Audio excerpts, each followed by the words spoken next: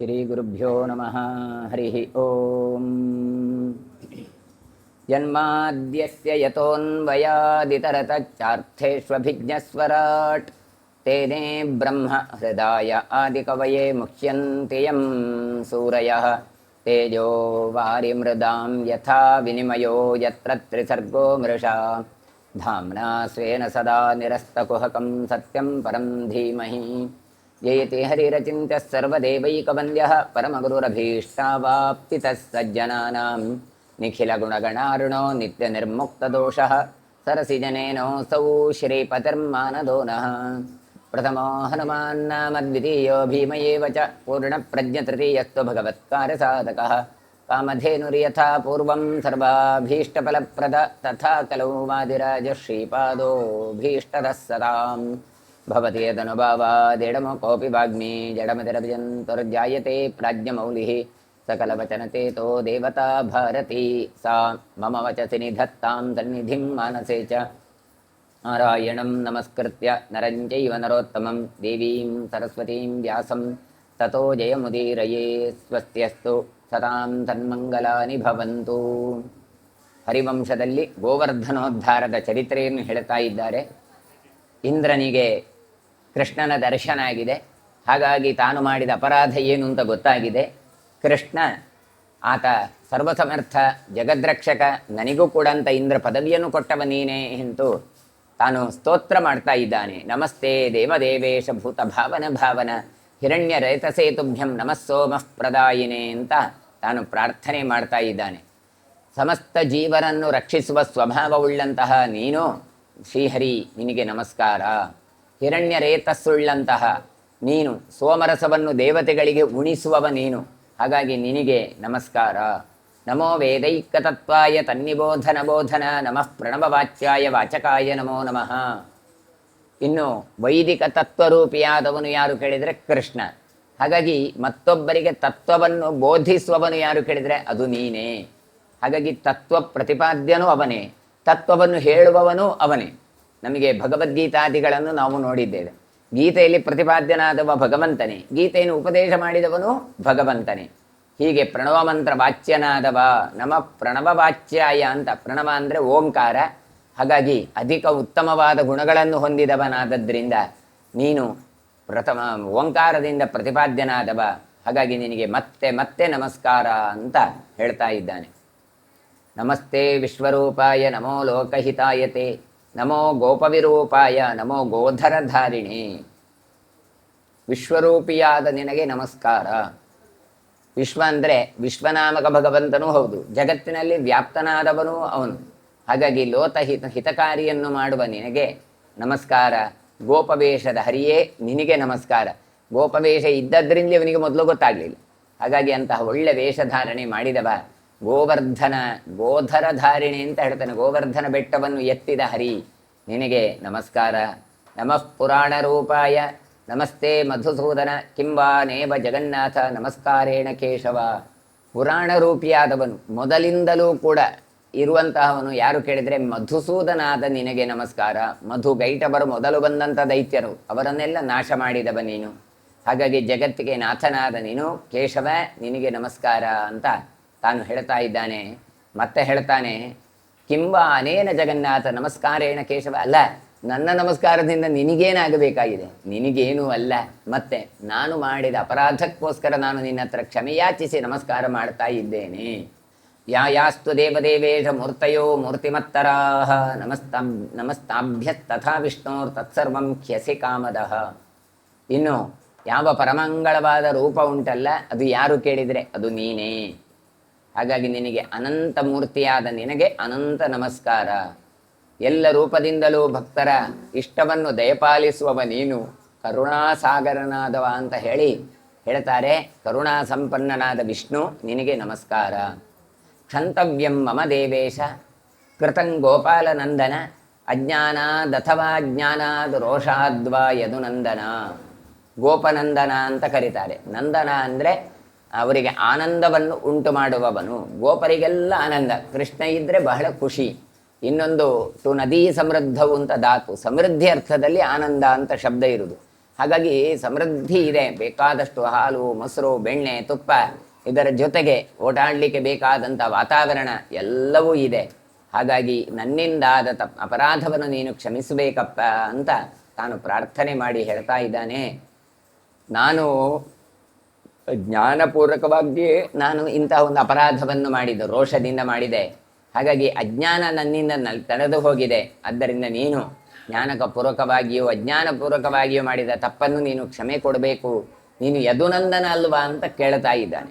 ಅಂದರೆ ಯಾದವರಿಗೆ, ಗೋಪಾಲಕರಿಗೆ ಅನುಗ್ರಹ ಮಾಡಿದವ, ಇನ್ನು ದೇವತೆಗಳ ಪದವಿಯಲ್ಲಿ ಇರುವವ ನಾನು. ಹಾಗಾಗಿದ್ದರೆ ನನ್ನ ಅಪರಾಧಕ್ಕೆ ನೀನು ಕ್ಷಮೆ ಕೊಡ್ಲಿಕ್ಕಿಲ್ವಾ?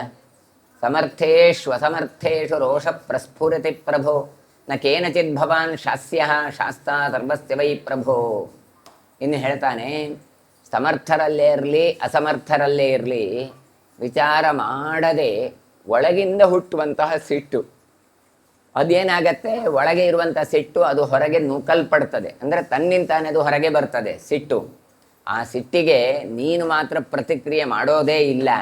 ಆದರೆ ಸಮಸ್ತ ಜಗತ್ತಿಗೆ ಶಾಸನ ಮಾಡುವವ ನೀನು. ಆದ್ದರಿಂದ ನಿನ್ನಿಂದ ಅಂದರೆ ನಿನ್ನಿಂದ ನಾವು ನಿಯಮ್ಯರಾದವರೆಲ್ಲ, ಆದ್ದರಿಂದ ನಮ್ಮ ಅಪರಾಧವನ್ನು ಕ್ಷಮಿಸು. ಅಂದರೆ ಸಿಟ್ಟು ಎಲ್ರಿಗೂ ಬರುತ್ತೆ. ಆ ಸಿಟ್ಟು ನಿನಗೆ ನಿಗ್ರಹ ಮಾಡಲಿಕ್ಕೆ ಗೊತ್ತು. ಯಾಕೆ? ನೀನು ದೇವರು.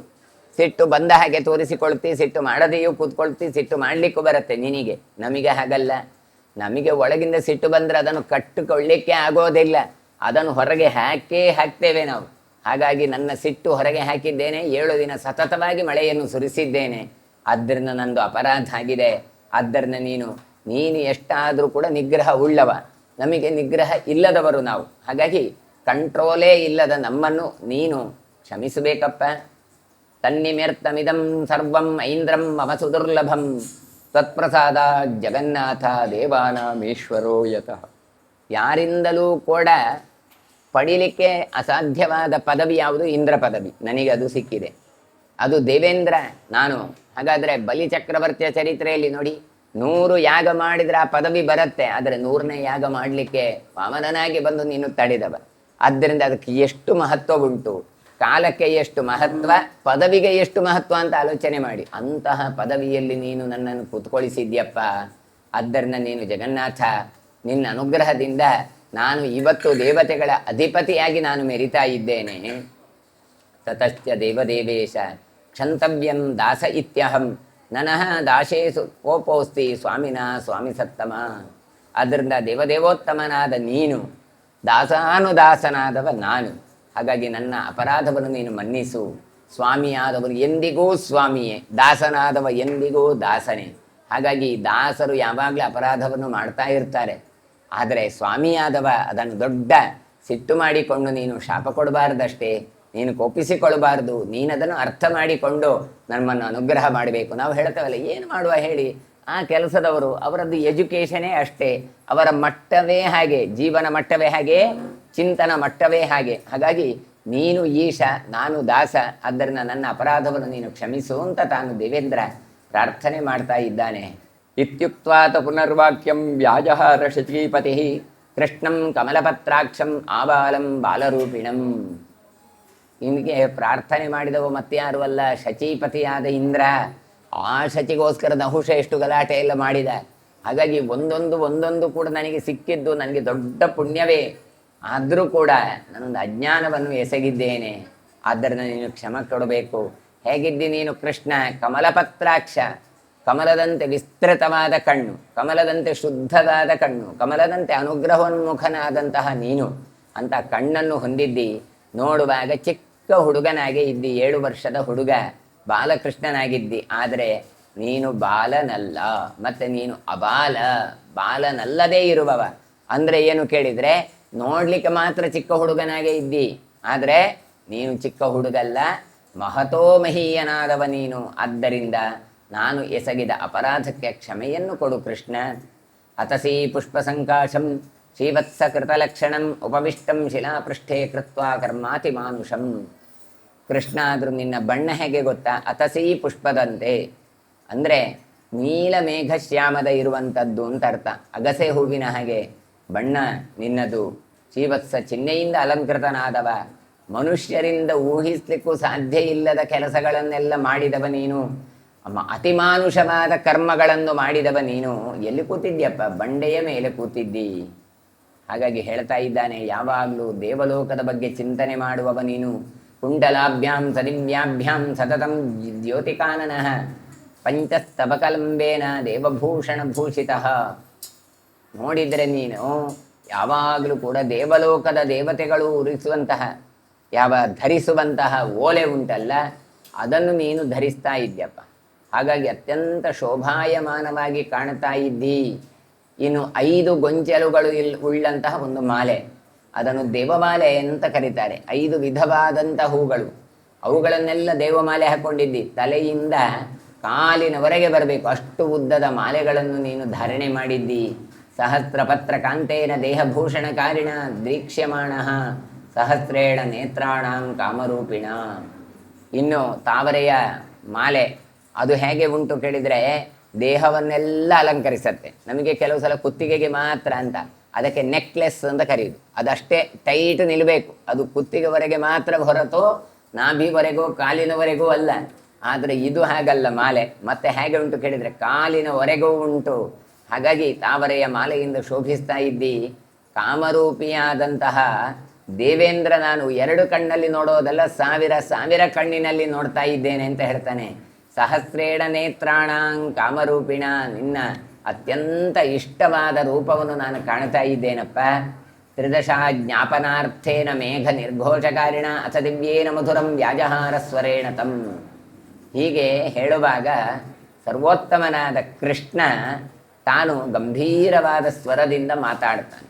ಯಾಕೆ ಮಾತಾಡಿದ ಅಂತ ಹೇಳ್ತಾರೆ.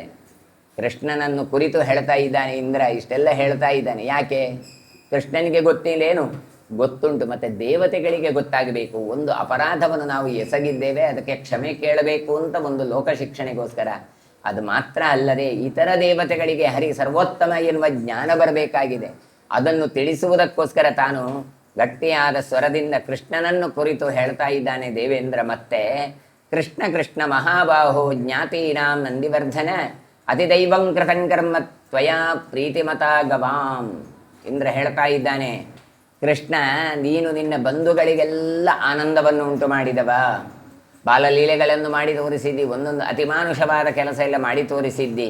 ಅದರಲ್ಲಿಯಂತೂ ಗೋವುಗಳಲ್ಲಂತೂ ಅತ್ಯಧಿಕವಾದ ಪ್ರೀತಿಯನ್ನು ನೀನು ಮಾಡುವವ. ಆದ್ದರಿಂದ ಅಂತಹ ಪ್ರೀತಿಯನ್ನು ಹೊಂದಿದ ನಿನ್ನಲ್ಲಿ ದೇವತೆಗಳು ಮಾಡದೇ ಇರುವಂತಹ ಕೆಲಸವನ್ನು ನಾನು ಎಸಗಿದ್ದೇನೆ. ನಾನು ಎಸಗಬಾರದಿತ್ತು. ಮಯಾ ಸೃಷ್ಟೇಶು ಮೇಘೇಶು ಯುಗಾಂತ ವರ್ತಕಾರಿಷು ಯತ್ವಯ ರಕ್ಷಿತಾ ಗಾವಃ ತೇನಾಸ್ಮಿ ಪರಿತೋಷಿತಃ. ಪ್ರಳಯ ಕಾಲದಲ್ಲಿ ಮಳೆಯ ಸುರಿಸುವಂತಹ ಸಾಮರ್ಥಕ ಅಂತ ಮೋಡಗಳನ್ನು ಕರೆದು ಅವರಿಗೆ ಹೇಳಿದೆ, ಛಲೆ ಬಿಡದೆ ನೀವು ಮಳೆಯನ್ನು ಸುರಿಸಿ 7 ದಿನ ಅಂತ ಹೇಳಿದೆ. ಆದರೆ ನೀನೇನು ಮಾಡಿದ್ದಿ? ನೀನು ಕೂಡ ಅಷ್ಟೇ. ನೀನು ಕೂಡ ಒಂದು ಛಲವನ್ನು ಬಿಡದೆ ನೀನು ಗೋವುಗಳ ಮೇಲೆ ಪ್ರೀತಿಯಿಂದಾಗಿ ಬೆಟ್ಟವನ್ನು ಎತ್ತಿ ಅವುಗಳಿಗೆ ರಕ್ಷಣೆಯನ್ನು ಕೊಟ್ಟಿದ್ದೀಯಪ್ಪ. ಆದ್ದರಿಂದ ಪರಿತೋಷಿತ, ನಾನು ನಿನ್ನ ರೂಪವನ್ನು ಕಂಡು ಬಹಳ ಆನಂದವನ್ನು ಬಹಳ ನೆಮ್ಮದಿಯನ್ನು ಕಾಣ್ತಾ ಇದ್ದೇನೆ. ಸ್ವಯಂಭುವೇನ ಯೋಗೇನ ಯಜ್ಜಾಯಂ ಪರ್ವತೋತ್ತಮ ಸ್ಥಿತೋ ವೇಷ್ಮವದಾಕಾಶೆ ಕೋಕ್ಯೇತೇನ ವಿಸ್ಮಯೇ. ಇನ್ನು ಬ್ರಹ್ಮ ತಾನೇನು ಮಾಡ್ತಾನೆ? ಬ್ರಹ್ಮನ ಯೋಗ ಈ ಜಗತ್ತಿನ ಸೃಷ್ಟಿಗೆ ಕಾರಣವಾಗಿದೆ. ಜಗತ್ತನ್ನು ಸೃಷ್ಟಿದ ಮೇಲೆ ಯೋಗಾಭ್ಯಾಸದಿಂದಾಗಿ ತಾನು ಸೃಷ್ಟಿ ವಿಸ್ತಾರವನ್ನು ಮಾಡಿದ್ದಾನೆ. ಹಾಗಾಗಿ ಶ್ರೇಷ್ಠವಾದ ಪರ್ವತ ಯಾವುದು? ಈ ಗೋವರ್ಧನ. ಅದನ್ನು ನೀನು ಕೈಯಲ್ಲಿ ಎತ್ತಿದ್ಯಪ್ಪ. ಆದ್ದರಿಂದ ಆಕಾಶದಲ್ಲಿ ಸುಂದರವಾದ ಮೇನೆಯಂತೆ ನಿರ್ಮಿಸಿದ್ದಿ ನೀನು. ಅಂದರೆ ಇದನ್ನು ಎತ್ತಿ ನೋಡಿದಾಗ ಯಾವುದೋ ಪಲ್ಲಕ್ಕಿಯನ್ನು ಹೊತ್ತುಕೊಂಡ ಹಾಗೆ ಕಾಣ್ತಾ ಇತ್ತು. ಹಾಗಾಗಿ ಈ ನಿನ್ನ ಸತ್ಕರ್ಮದಿಂದ ಆಶ್ಚರ್ಯವನ್ನು ಹೊಂದದೇ ಇರುವವರು ಯಾರಿದ್ದಾರೆ? ಎಲ್ರಿಗೂ ಪರಮಾದ್ಭುತ ಅಂತ ಆಗತ್ತೆ. ಪ್ರತಿಸಿದ್ಧೇ ಮಮ ಮಹೇ ಮಯೇಯಂ ಋಷಿತೇನ ವೈ ಅತಿವೃಷ್ಟಿ ಕೃತಾ ಕೃಷ್ಣ ಗವಾಂ ವೈ ಸಪ್ತರಾತ್ರಿಹಿ. ನೀನು ನನಗೆ ಕೊಡಬೇಕಾದ ಯಜ್ಞವನ್ನು ಯಾವಾಗ ನೀನು ನಿಷೇಧಿಸಿದ್ಯೋ, ಇಂದ್ರನಿಗೆ ಹೋಮ ಮಾಡಬೇಡಿ ಬೆಟ್ಟಕ್ಕೆ ಮಾಡಿ ಅಂತೆಲ್ಲ ಹೇಳಿದ್ಯೋ, ಆಗ ನಾನು ಕೋಪಗೊಂಡೆ. ಏನು ಮಾಡಿದೆ ಅದಕ್ಕೋಸ್ಕರ? ಮಯೇವಂ ಋಷಿತೇನ ವೈ, ಸಿಟ್ಟು ಬಂದು ಅತಿವೃಷ್ಟಿಯನ್ನು ಮಾಡಿದೆ. ಮಳೆ ಬರದೇ ಇರುವುದಲ್ಲ, ಲೆಕ್ಕಕ್ಕಿಂತ ಹೆಚ್ಚು ಮಳೆ ಕೊಡಲಿಕ್ಕೆ ಶುರು ಮಾಡಿದೆ. 7 ದಿನಗಳ ಕಾಲ ನಾನು ಅತಿವೃಷ್ಟಿಯನ್ನು ಮಾಡಿದರೆ ಕೃಷ್ಣ ಗವಾಂಬೈ ಸಪ್ತರಾತ್ರಿಹಿ, ಯಾರಿಂದಲೂ ಸಹಿಸಲಿಕ್ಕೆ ಸಾಧ್ಯವಿಲ್ಲದಂತಹ ಮೋಡ ಗಾಳಿ ಮಳೆಯನ್ನು ತಡೆದು ಆ ದನಗಳಿಗೆಲ್ಲ ರಕ್ಷಣೆ ಕೊಟ್ಟಿದ್ಯಪ್ಪ ನೀನು. ಸಾತ್ವ, ಅದರಿಂದಲೇ ನೀನು ದೇವರು. ಕೆಲವು ಸಲ ದೇವರಾದದ್ರಿಂದ ರಕ್ಷಣೆ ಮಾಡಿದ್ದು ಅಂತ ಒಂದು, ರಕ್ಷಣೆ ಮಾಡಿದ್ರಿಂದಲೇ ಆತ ದೇವರು. ಅದು ನಾಗಶಯನನಾದಾಗಿ ಭಗವಂತ ಮಲಗಿದ್ದಲ್ಲಿ ನಾಗನ ಮೇಲೆ ಮಲಗಿದ್ದಾನೆ, ನಾಗನೇ ಹಾಸಿಗೆ ಅವನಿಗೆ, ಆದ್ದರಿಂದ ಅವರು ದೇವರು. ಯಾಕೆ? ನಮಗೆ ನಾಗ ಉಂಟು ಹೇಳಿದರೆ ನಿದ್ದೆ ಬರುವುದಿಲ್ಲ. ಎಲ್ಲಿ ಬರ್ತದಪ್ಪ ಎಲ್ಲಿ ಬರ್ತದೆ ಅಂತ ಓಡಿ ಹೋಗ್ತೇವೆ. ಮನೆಗೆ ಹಾವು ಬಂದಾಗಲೇ ಓಡಿ ಹೋಗ್ತೇವೆ. ಇವ ಹಾವಿನ ಮೇಲೆ ಮಲಗಿದ್ದಾನೆ, ಅಷ್ಟಲ್ಲದೆ ಟೆನ್ಷನೇ ಇಲ್ಲ, ಆರಾಮ ಮಲಗಿದ್ದಾನೆ, ಹಾಗಾಗಿ ಅವನೇ ದೇವರು. ಹೀಗೆ ಇವನನ್ನು ಕೃಷ್ಣನನ್ನು ಕರೆದು ಹೇಳ್ತಾ ಇದ್ದಾನೆ, ನೀನು ದೇವರಪ್ಪ. ಹಾಗಾಗಿ ಏನು ಮಾಡಿದಿ ನೀನು? ಮೇಘವೃಷ್ಟಿಯನ್ನು 7 ದಿನ ಕಾಲ ನೀನು ತಡೆದಿ ಆ ಗೋವರ್ಧನ ಬೆಟ್ಟವನ್ನು ಎತ್ತಿ. ತಾತ್ವಯ ಪ್ರತಿಸಿದ್ಧೇಯಂ ಮೇಘವೃಷ್ಟಿರ್ದುರಾಸದ ದೇವೈ ಸದಾನಗಣೈರ್ದುರ್ನಿರ್ಮಾರ್ಯಮಯಿ ಸ್ಥಿತೆ. ಆದರೆ ನಾನು ಸುರಿಸಿದ ಯಾವ ಮೇಘಸ್ಫೋಟ ಉಂಟಲ್ಲ, ಅಂತಹ ಜಲಧಾರೆಯನ್ನು ದೇವತೆಗಳು ದಾನವರು ಎಲ್ಲ ಒಟ್ಟಾಗಿ ಬಂದರೂ ಕೂಡ ಅವರಿಗೆ ಅದನ್ನು ತಡಿಲಿಕ್ಕೆ ಸಾಧ್ಯ ಇಲ್ಲ. ನೋಡಿ, ಅನಿವಾರ್ಯಮಯಿ ಸ್ಥಿತೆ, ನಾನು ಬಂದು ನಿಂತರೂ ಅದನ್ನು ತಡಿಲಿಕ್ಕೆ ಸಾಧ್ಯ ಇಲ್ಲ. ಅಹೋಮೇ ಸುಪ್ರಿಯಂ ಕೃಷ್ಣ ಯತ್ವಂ ಮಾನುಷ ದೇಹವಾನ್ ಸಮಗ್ರಂ ವೈಷ್ಣವಂ ತೇಜೋ ನಿನಿಗೂಹಸಿ ರೋಷಿತಃ. ಮನುಷ್ಯ ದೇಹದಿಂದ ನೀನು ಬಂದಿದ್ಯಪ್ಪ. ನೀನು ದೇವಲೋಕದಿಂದ ದೇವಾದಿದೇವನಾದ ದಿವ್ಯವಾದ ಶರೀರವನ್ನು ಪಡೆದವ ಭಗವಂತ. ಆದರೂ ಕೂಡ ನಮಿಗೋಸ್ಕರ ನೀನು ಗೋಪಾಲಕರಾಗಿ ಬಂದಿದ್ದಿ, ಮನುಷ್ಯ ದೇಹವನ್ನು ಪಡೆದಿದ್ದಿ. ಸಮಗ್ರ ಮೂಲ ರೂಪವನ್ನು ನೀನು ಬಚ್ಚಿಟ್ಟುಕೊಂಡಿ. ಎಲ್ಲಿಯೂ ಕೂಡ ತಾನು ವೈಕುಂಠಾಧಿಪತಿ ಅಂತ ತೋರಿಸಲೇ ಇಲ್ಲ. ಹಾಗಾಗಿ ನಿನ್ನ ತೇಜಸ್ಸನ್ನು ಮುಚ್ಚಿಟ್ಟುಕೊಂಡು ಗೋಪಾಲಕರ ಹಾಗೆ ವೇಷ ಹಾಕಿಕೊಂಡು ನಮಗೆ ಅನುಗ್ರಹ ಮಾಡ್ತಾ ಇದ್ಯಪ್ಪ. ಸಾಧಿತಂ ದೇವತಾನಾಂ ಹಿ ಮನ್ಯೇಹಂ ಕಾರ್ಯಮವ್ಯಯಂ ತ್ವಯಾ ಮಾನುಷ್ಯಮಾಪನ್ನೇ ಯುಕ್ತೇ ನೈವಂ ಸ್ವತೇಜಸ. ನೀನು ಏನು ಮಾಡಿದ್ದಿ? ಭೂಮಿಗೆ ಇಳಿದು ಬಂದಿದ್ದಿ, ಇದೇ ದೊಡ್ಡ ಕೆಲಸ.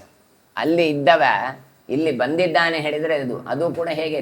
ನಾಶರಹಿತವಾದ ದೇವತೆಗಳಿಗೆ ಸಂಬಂಧಿಸಿದ ಕಾರ್ಯ ಮಾಡಿದ್ದಿ. ಈಗ ಗೋವುಗಳನ್ನು ರಕ್ಷಣೆ ಮಾಡುವುದು, ಧರ್ಮ ರಕ್ಷಣೆ ಮಾಡುವುದು, ದುಷ್ಟರನ್ನು ನಾಶ ಮಾಡುವುದು ಎಲ್ಲವೂ ಕೂಡ ಕೇವಲ ಗೋಕುಲದವರಿಗೆ ಮಾತ್ರ ಸಂಬಂಧಪಟ್ಟದ್ದಲ್ಲ. ಮತ್ತು ಧರ್ಮ ರಕ್ಷಣೆಯ ದೃಷ್ಟಿಯಲ್ಲಿ ಬಂದಾಗ ದೇವತೆಗಳಿಗೆ, ದಾನವರಿಗೆ, ಎಲ್ರಿಗೂ ಕೂಡಿನ ಮಾಡಿದಂತಹ ಇದು ಅನುಗ್ರಹ. ಆದ್ದರಿಂದ ಹೇಳ್ತಾ ಇದ್ದಾರೆ, ತ್ವಯಿ ಮಾನುಷ್ಯ ಮಾಪನ್ನೇ, ನೀನು ಮಾತ್ರ ಮನುಷ್ಯ ವೇಷದಲ್ಲಿ ಬಂದಿದ್ಯಪ್ಪ.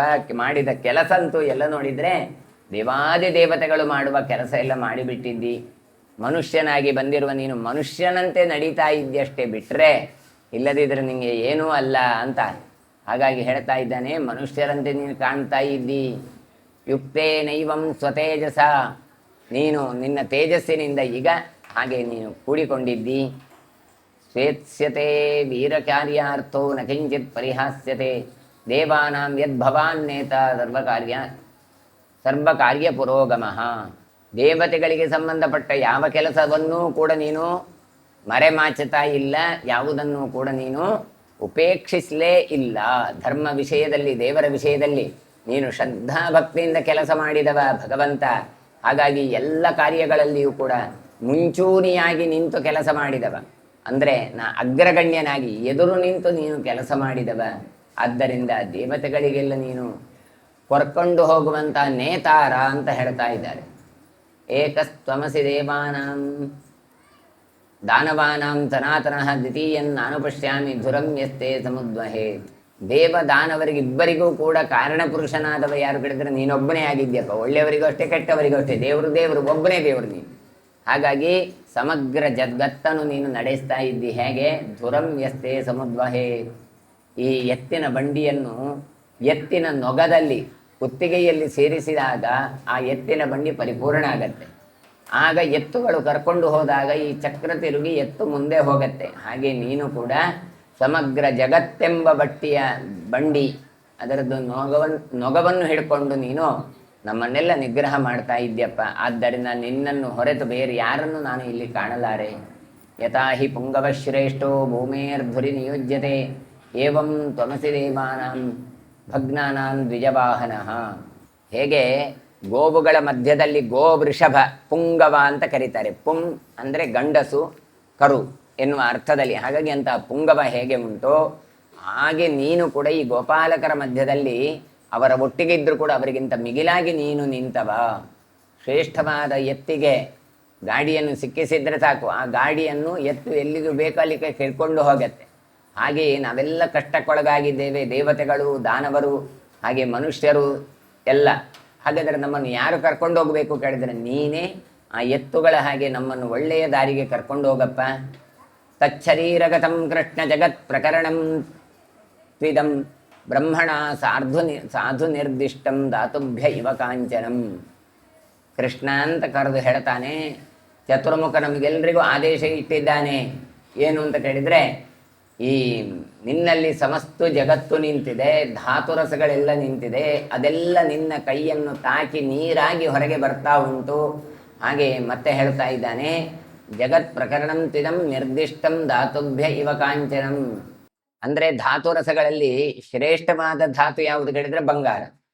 ಹಾಗೆಯೇ ನೀನು ಕೂಡ ದೇವದೇವತೆಗಳಲ್ಲಿ ಅತ್ಯಂತ ಶ್ರೇಷ್ಠನಾದವ ದೇವೇಂದ್ರ. ಆದರೆ ನೀನು ಅಲ್ಲಿಗೆ ಮಾತ್ರ ಸೀಮಿತ ಅಲ್ಲ, ದೇವತೆಗಳಲ್ಲಿಯೂ ಕೂಡ ನೀನು ಸಾರ್ವಭೌಮನಾಗಿದ್ದಿ. ಸ್ವಯಂಭೂರ್ ಭಗವಾನ್ ದದ್ವಾಥ ಪಯಸಾಪಿ ಚ ನ ತ್ವಾನುಗತಂ ಶಕ್ತೋ ವೈ ಪಂಗುಧೃತಿಗತಂ ತಥಾ ಬುದ್ಧ್ಯಾ ತಪಸಾ ಚಾಪಿ ತ್ವಾಂ ಸುಗತಂ ನ ಶಕ್ನುಯುಹು. ಇನ್ನು ಚತುರ್ಮುಖ ಬ್ರಹ್ಮ ಸ್ವಯಂ ಶೂನ್ಯನಾಮಕನಾದವ ನೀನು ಅಂತ ಭಗವಂತನಿಗೆ ಶೂನ್ಯ ಅಂತ ಹೆಸರಿದೆ. ಅವನಿಗೆ ಪೂಜ್ಯ ಅಂತ ಹಿಂದಿನವರೆಲ್ಲ ಸೊನ್ನೆ ಅಂತ ಹೇಳ್ತಾ ಇರಲಿಲ್ಲ, ಪೂಜ್ಯ ಅಂತ ಹೇಳ್ತಾ ಇದ್ರು. ಅಂದರೆ ಸೊನ್ನೆಗೆ ಅಷ್ಟು ಮಹತ್ವವನ್ನು ಕೊಡ್ತಾ ಇದ್ರು.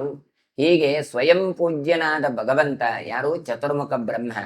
ಅವನಿಗೇ ನಿನ್ನನ್ನು ಪೂರ್ತಿ ತಿಳ್ಕೊಳ್ಳಿಕ್ಕಾಗ್ಲಿಲ್ಲ, ಇನ್ನು ನಾವೆಲ್ಲ ಏನು ಅಂತ ಕೇಳ್ತಾ ಇದ್ದಾರೆ. ನಮಗೆಲ್ಲ ಗೌರವಾರ್ಹನಾದವ ಚತುರ್ಮುಖ ಬ್ರಹ್ಮ.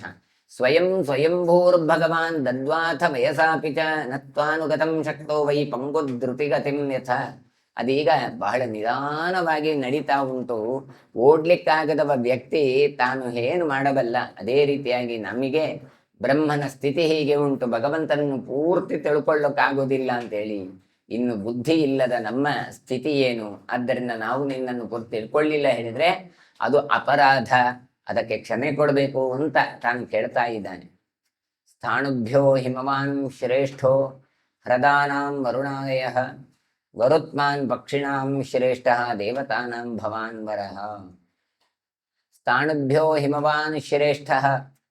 ಪರ್ವತಗಳಿದ್ದಾವೆ, ಅದರೆಲ್ಲ ಪರ್ವತಗಳಿದ್ರೂ ಕೂಡ ಅದಕ್ಕಿಂತ ಮಿಗಿಲಾದ ಪರ್ವತ ಯಾವುದು ಅಂತ ಕೇಳಿದ್ರೆ ಹಿಮಾಲಯ. ಯಾಕೆ ಹಿಮಾಲಯ ಕೇಳಿದ್ರೆ ಬೇಲೆದ್ರಲ್ಲೆಲ್ಲ ಗಿಡ ಮರಗಳೆಲ್ಲ ಇರ್ತವೆ, ಆದರೆ ಹಿಮಾಲಯದಲ್ಲ, ಚಳಿಯಾಯೇ ಇರುವಂಥದ್ದು, ಹಿಮದಿಂದ ಆಚ್ಛಾದಿತವಾದದ್ದು. ಹಾಗಾಗಿ ಹಿಮಾಲಯ ಬೆಟ್ಟ ಇತರ ಬೆಟ್ಟಗಳಿಂದ ಶ್ರೇಷ್ಠ ಆದದ್ದು. ಯಾರು ಏಕಾಂತವನ್ನು ಬಯಸ್ತಾರೋ ಅವರೆಲ್ಲ ಹಿಮವತ್ ಪರ್ವತಕ್ಕೆ ತೆರಳುತ್ತಾರೆ. ಹಾಗಾಗಿ ರುದ್ರಾದಿ ದೇವತೆಗಳೆಲ್ಲ ಅವರ ಮನೆಯನ್ನು ಎಲ್ಲಿ ಮಾಡಿದ್ದು? ಕೈಲಾಸ ಪರ್ವತ ಎಲ್ಲ ಹಿಮವತ್ ಪರ್ವತದ ಶ್ರೇಣಿಗಳಲ್ಲಿ. ಆಮೇಲೆ ಹೇಳ್ತಾರೆ, ನೀರಿಗೆ ಆಶ್ರಯ ಯಾವುದು ಕೇಳಿದರೆ ಸಮುದ್ರ. ಎಷ್ಟೇ ಅಪರಂಪಾರವಾದ ನೀರಿರ್ಲಿ, ಆದ್ರೆ ಅದಕ್ಕೆ ಆಶ್ರಯ ಕೊಟ್ಟದ್ದು ಯಾವುದು ಕೇಳಿದರೆ ಸಮುದ್ರ. ಬೇರೆ ಎಲ್ಲಿ ಜಾಸ್ತಿ ಆದ್ರೂ ಅದು ಇಳಿದು ಹೋಗುತ್ತೆ. ಹೋಗಿ ಹೋಗಿ ಹೋಗಿ ಕೊನೆಗೆ ಹೋಗೋದು ಎಲ್ಲಿಗೆ? ಸಮುದ್ರಕ್ಕೇನೆ ಹೋಗೋದು. ಹೇಗೆ ಹಾರುವ ಹಕ್ಕಿಗಳಲ್ಲಿ ಶ್ರೇಷ್ಠನಾದವ ಯಾರು? ಗರುಡ. ಅದೇ ರೀತಿಯಾಗಿ ನೀನು ದೇವ ಸಮುದಾಯದಲ್ಲಿ ಶ್ರೇಷ್ಠನಾಗಿದ್ದಿ. ಅಂದ್ರೆ ಅವರಿಗೆ ನೀನು ಸಮಾನ ಅಂತ ಹೇಳ್ತಾ ಇಲ್ಲ. ಹೇಗೆ ಅವರೆಲ್ಲ ಒಬ್ಬೊಬ್ರು ಎಕ್ಸ್ಟ್ರೀಮ್ ಆಗಿ ಇದ್ದಾರೋ, ಗುರುಸ್ಥಾನದಲ್ಲಿ ಇದ್ದಾರೋ, ಅದೇ ರೀತಿಯಾಗಿ ಕೃಷ್ಣ ನೀನು ಕೂಡ ದೇವತೆಗಳಲ್ಲಿ ನೀನು ವಿಶಿಷ್ಟನಾಗಿ ನಿಂತವ. ಅಪಾಮಧಸ್ಥಲೋಕೆ ವೈ ತಸ್ಯೋ ಪರಮಹೀಧರಾಹ ನಾಗಾನಾಂ ಅಪರಿಷ್ಟಾದ್ಭೂಃ ಪೃಥಿವ್ಯುಪರಿಮಾನುಷಾಃ. ಇನ್ನು ನೀರಿನ ಕೆಳಭಾಗದಲ್ಲಿ 7 ಲೋಕಗಳಿದ್ದಾವೆ, ಭೂಮಿಯಿಂದ ಮೇಲ್ಭಾಗಕ್ಕೆ 7 ಲೋಕಗಳಿದ್ದಾವೆ. ಈ ಸಮಗ್ರ ಭೂಮಂಡಲ ಎನ್ನುವಂಥದ್ದು ಮಧ್ಯಸ್ಥಾನದಲ್ಲಿದ್ದು ಅದು ನೀರಿನಲ್ಲಿ ಮುಳುಗದ ಹಾಗೆ ಹಿಡ್ಕೊಂಡವನು ಯಾರು ಕೇಳಿದ್ರೆ ಅದು ಭಗವಂತ.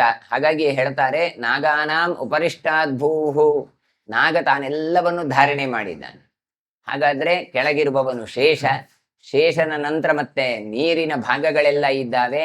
ಅದರ ಸಮಗ್ರ ಭೂಮಂಡಲನ್ನು ಹೊತ್ತವನು ಆದಿಶೇಷ, ಅವನ ಮೇಲೆ ನಿಂತಿದೆ. ಅದರಲ್ಲಿ ಮತ್ತೆ ಹೇಳ್ತಾರೆ ಸ್ವರ್ಗ ಆದಿ ಲೋಕಗಳು, ಅವುಗಳನ್ನು ದಾಟಿ ಸತ್ಯಲೋಕದವರೆಗೆ, ಭೂಲೋಕದವರೆಗೆ ಬಂದಿದೆ. ಮನುಷ್ಯಲೋಕಾದೂರ್ಧ್ವಂತು ಖಗಾನಾಂಗತಿರುಚ್ಯತೆ ಆಕಾಶಸ್ಯೋಪರಿರವಿರ್ದ್ವಾರಂ ಸ್ವರ್ಗಸ್ಯ ಭಾನುಮಾನ್. ಇನ್ನು ಮನುಷ್ಯರು ವಾಸಿಸುವ ಯಾವ ಈ ಭೂಲೋಕ ಉಂಟಲ್ಲ, ಇಲ್ಲಿ ಆಕಾಶದಲ್ಲಿ ಹಾರಾಡುವಂಥದ್ದೆಲ್ಲ ಮೃಗ ಪಕ್ಷಿಗಳು. ಆ ಪಕ್ಷಿಗಳಿಗಿಂತಲೂ ಮೇಲ್ಭಾಗದಲ್ಲಿ ಸಂಚರಿಸುವ ಯಾರು ಕೇಳಿದ್ರೆ ಸೂರ್ಯದೇವ. ಆ ಸೂರ್ಯನನ್ನು ದಾಟಿದರೆ ನೀವು ಸ್ವರ್ಗಕ್ಕೆ ಹೋಗ್ಲಿಕ್ಕೆ ಬರ್ತದೆ ಅಂತ ಹೇಳ್ತಾ ಇದ್ದಾರೆ. ತಾನು ಉರಿಬೇಕು, 4 ಜನರಿಗೆ ಬೆಳಕನ್ನು ಕೊಟ್ಟದವ ಭಗವಂತ. ಹೀಗೆ ಅಂತಹ ಹೇಳ್ತಾರೆ, ಅವನನ್ನೂ ದಾಟಿದ್ರೆ ಅಂದ್ರೆ ಮೇಲ್ಭಾಗದಲ್ಲಿದ್ದ ಗರುಡ ಪಥವನ್ನೂ ದಾಟಿದ್ರೆ ಸ್ವರ್ಗಕ್ಕೆ ನಾವು ಸಾಗಬಹುದು. ದೇವಲೋಕ ಪರಸ್ತಸ್ಮಾತ್ ವಿಮಾನ ಗಮನೋ ಮಹಾನ್ ಯತ್ರಾಹಂ ಕೃಷ್ಣದೇವಾನಂ ಇಂದ್ರೋ ವಿನಿಹತಃ ಪದೇ.